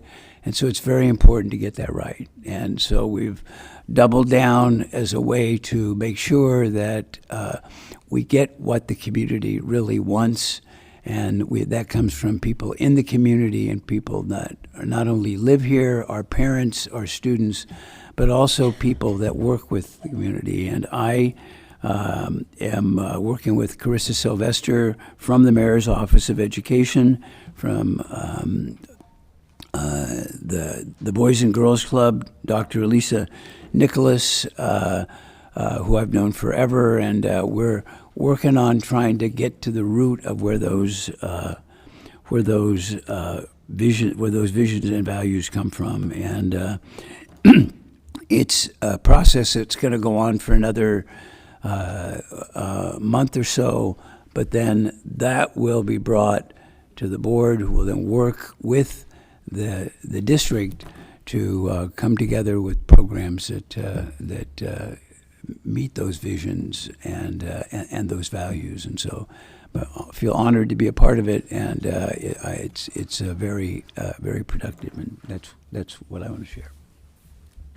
Thank you, Mr. Otto. I'll just report on two items, and I echo the sentiments of my colleagues about this incredible day this past weekend at the Black Student Achievement Initiative Symposium.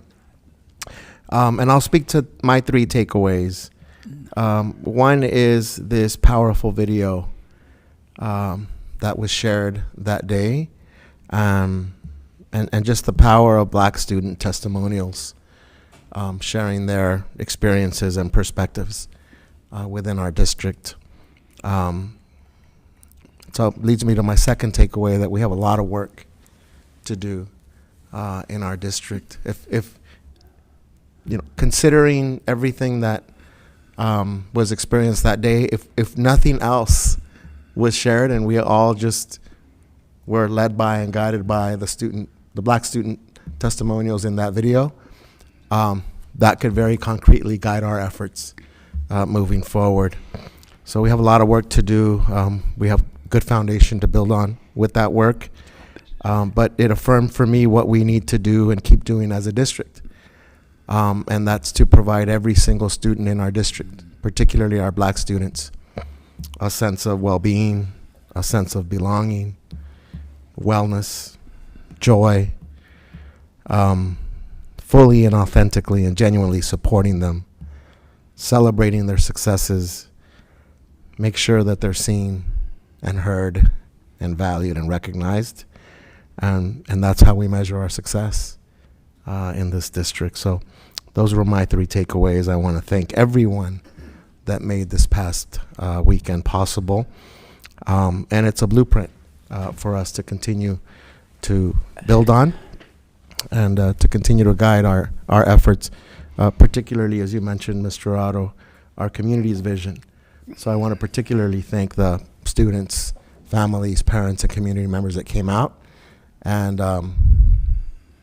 showed courage in sharing with us their experiences, but also their, in a very proactive, their expectations of us. So, yeah, Mr. Otto, I was appreciated Dr. Noguera's comments around what families and parents can and should do to support student success, but it was all connected with what we should be doing as a school district and as allies with those parents, families, caregivers. Second, I'll also report on community visioning process. As Mr. Otto already referenced, we'll spend the rest of this month reminding folks to please participate in our community visioning process, either through connecting with one of us four and Board Member Kerr, but also that we have our online platform as well. It's LBUSD.net/Board of Education/community visioning. So we have 3 prompts that we're asking every community member to respond to and share. We're all still continuing this work this month. I had an opportunity to meet with Latinos en Acción last week with Marta Cota and 5 members of Latinos en Acción. And they all shared comments around equity, and I shared some of this with Dr. Baker today. I passed on in that email to Mr. Suarez. En español, Mr. Suarez, I took the notes, so I know that our translation team will help with that. But it's really around expectations of us as a district and our commitment to providing the highest quality education to all students. Specifically, they brought up our emerging bilinguals, our students with disabilities, our students at our Title I schools, in comparison to how our highest achieving students are doing.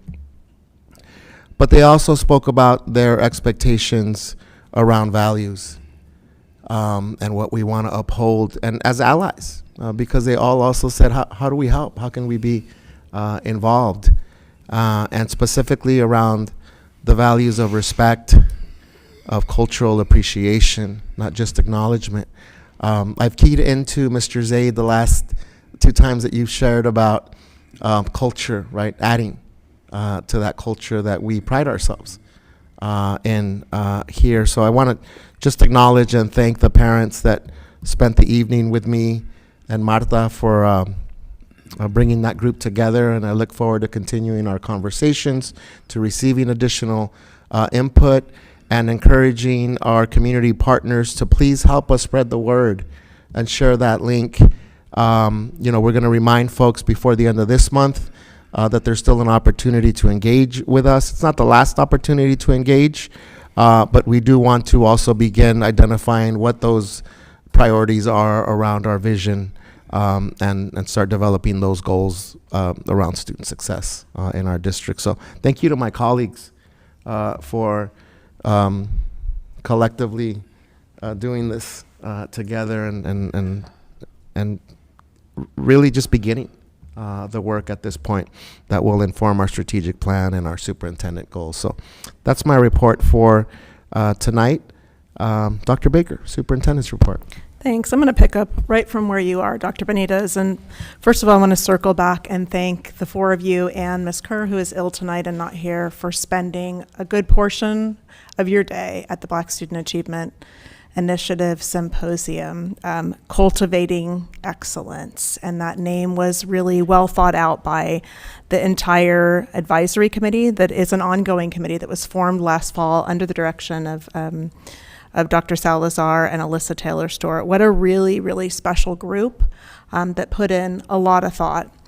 And so thank you for being there and spending your time in acknowledging and being a part of that. I also think of visioning as the opportunity on days like Saturday to collect data and to think about your vision that you're bringing forward as a board on days like that, when data isn't necessarily being collected in a formal way, but immersing yourself in the conversations that were being held, listening to the speakers, listening to the criticisms and connections that our community members offered, was just a really powerful day for all of us. I know that staff that was attending were taking notes and connecting with families and have followed up with many this week. So thank you, Dr. Salazar and team, and to the entire Achievement Advisory Committee, Black Student Achievement Advisory. I do want to just take one step back. The Black Student Achievement Initiative is not the thing that we're working on.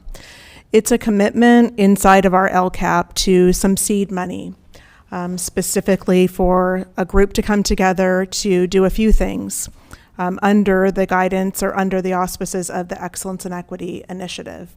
The things that they're working on under Dr. Salazar's direction and our district team, to hear more, specifically to hear more from the Black community, to be listeners and to bring forth new ways of listening and new ways of hearing, to explore ideas that center Black excellence. And so Cultivating Excellence, Saturday's theme, was really well thought out. To consider never before tried ideas for improving the school experience, not just the academics, but the entire experience. And Mr. Miller, I think of some of the ways that you've talked about your whole experience and how much things outside of the classroom mattered to you.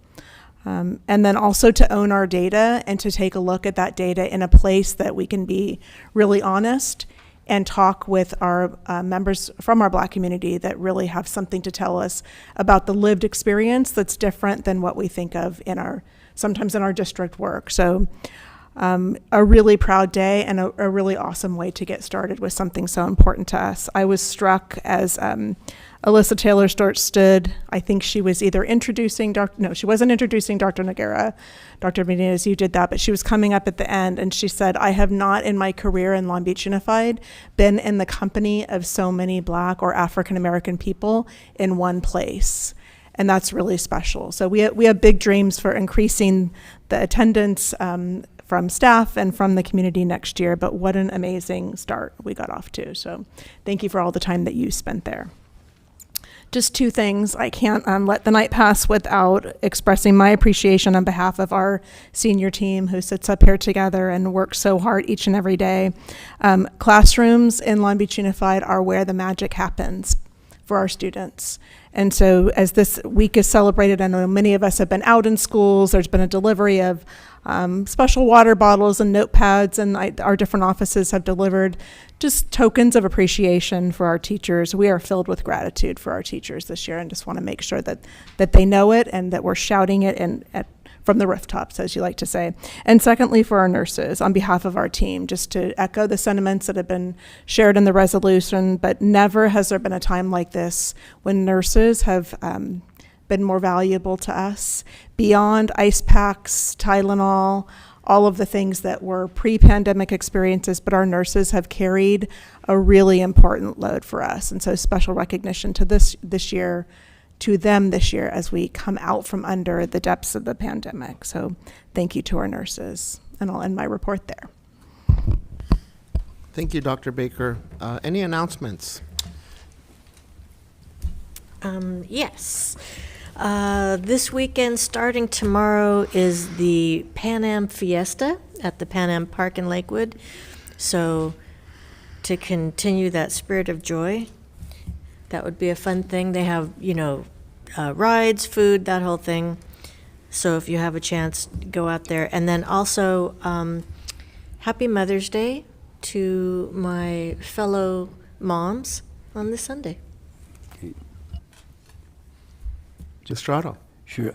I would ask that it's been, as we can tell, a very full week and a very good week, but not a perfect week. And I would like it if we would adjourn when we adjourn tonight in honor of Dr. Lou Ann Bynum, who lost her husband this week. I've known Lou Ann since we were in the same class at different high schools in Long Beach, and she was recently the interim president at Long Beach City College, and her husband Jim was a great guy, and I've known both of them for a long time. And last night, my paralegal, who's been with me for more than 30 years, lost her husband, Tom Poyer, who was the president of the Carroll Park Homeowners Association, in the printing business, a small businessman. Everybody knew him. Everybody loved him. He came from a family of over 10 children, and he died of cancer that has been eating away at him for some time. And in some ways, it's a blessing, but I'd like to adjourn in honor of both of them. Thank you, Mr. Otto. Mr. Miller, announcements? Yeah, I'd be remiss if I didn't also acknowledge Mother's Day. So I know we have a couple of mothers here, so I wanted to extend a happy Mother's Day to you all, and then More than a couple, Mr. right. And then also acknowledging my A1 since day one, Miss Penny Miller. Happy Mother's Day. Thank you, Mr. Miller. I have one quick announcement. May 21st, 11 a.m. at MacArthur Park, we have a literacy fair being put on by a lot of organizations that are doing wonderful work. So that's May 21st, 11 a.m. at MacArthur Park. I believe it's 11 a.m. to 2 p.m. And so would love to entertain a motion to adjourn in honor of Jim and Tom tonight. So moved. Thank you, everyone. Have a wonderful rest of your evening. Thanks.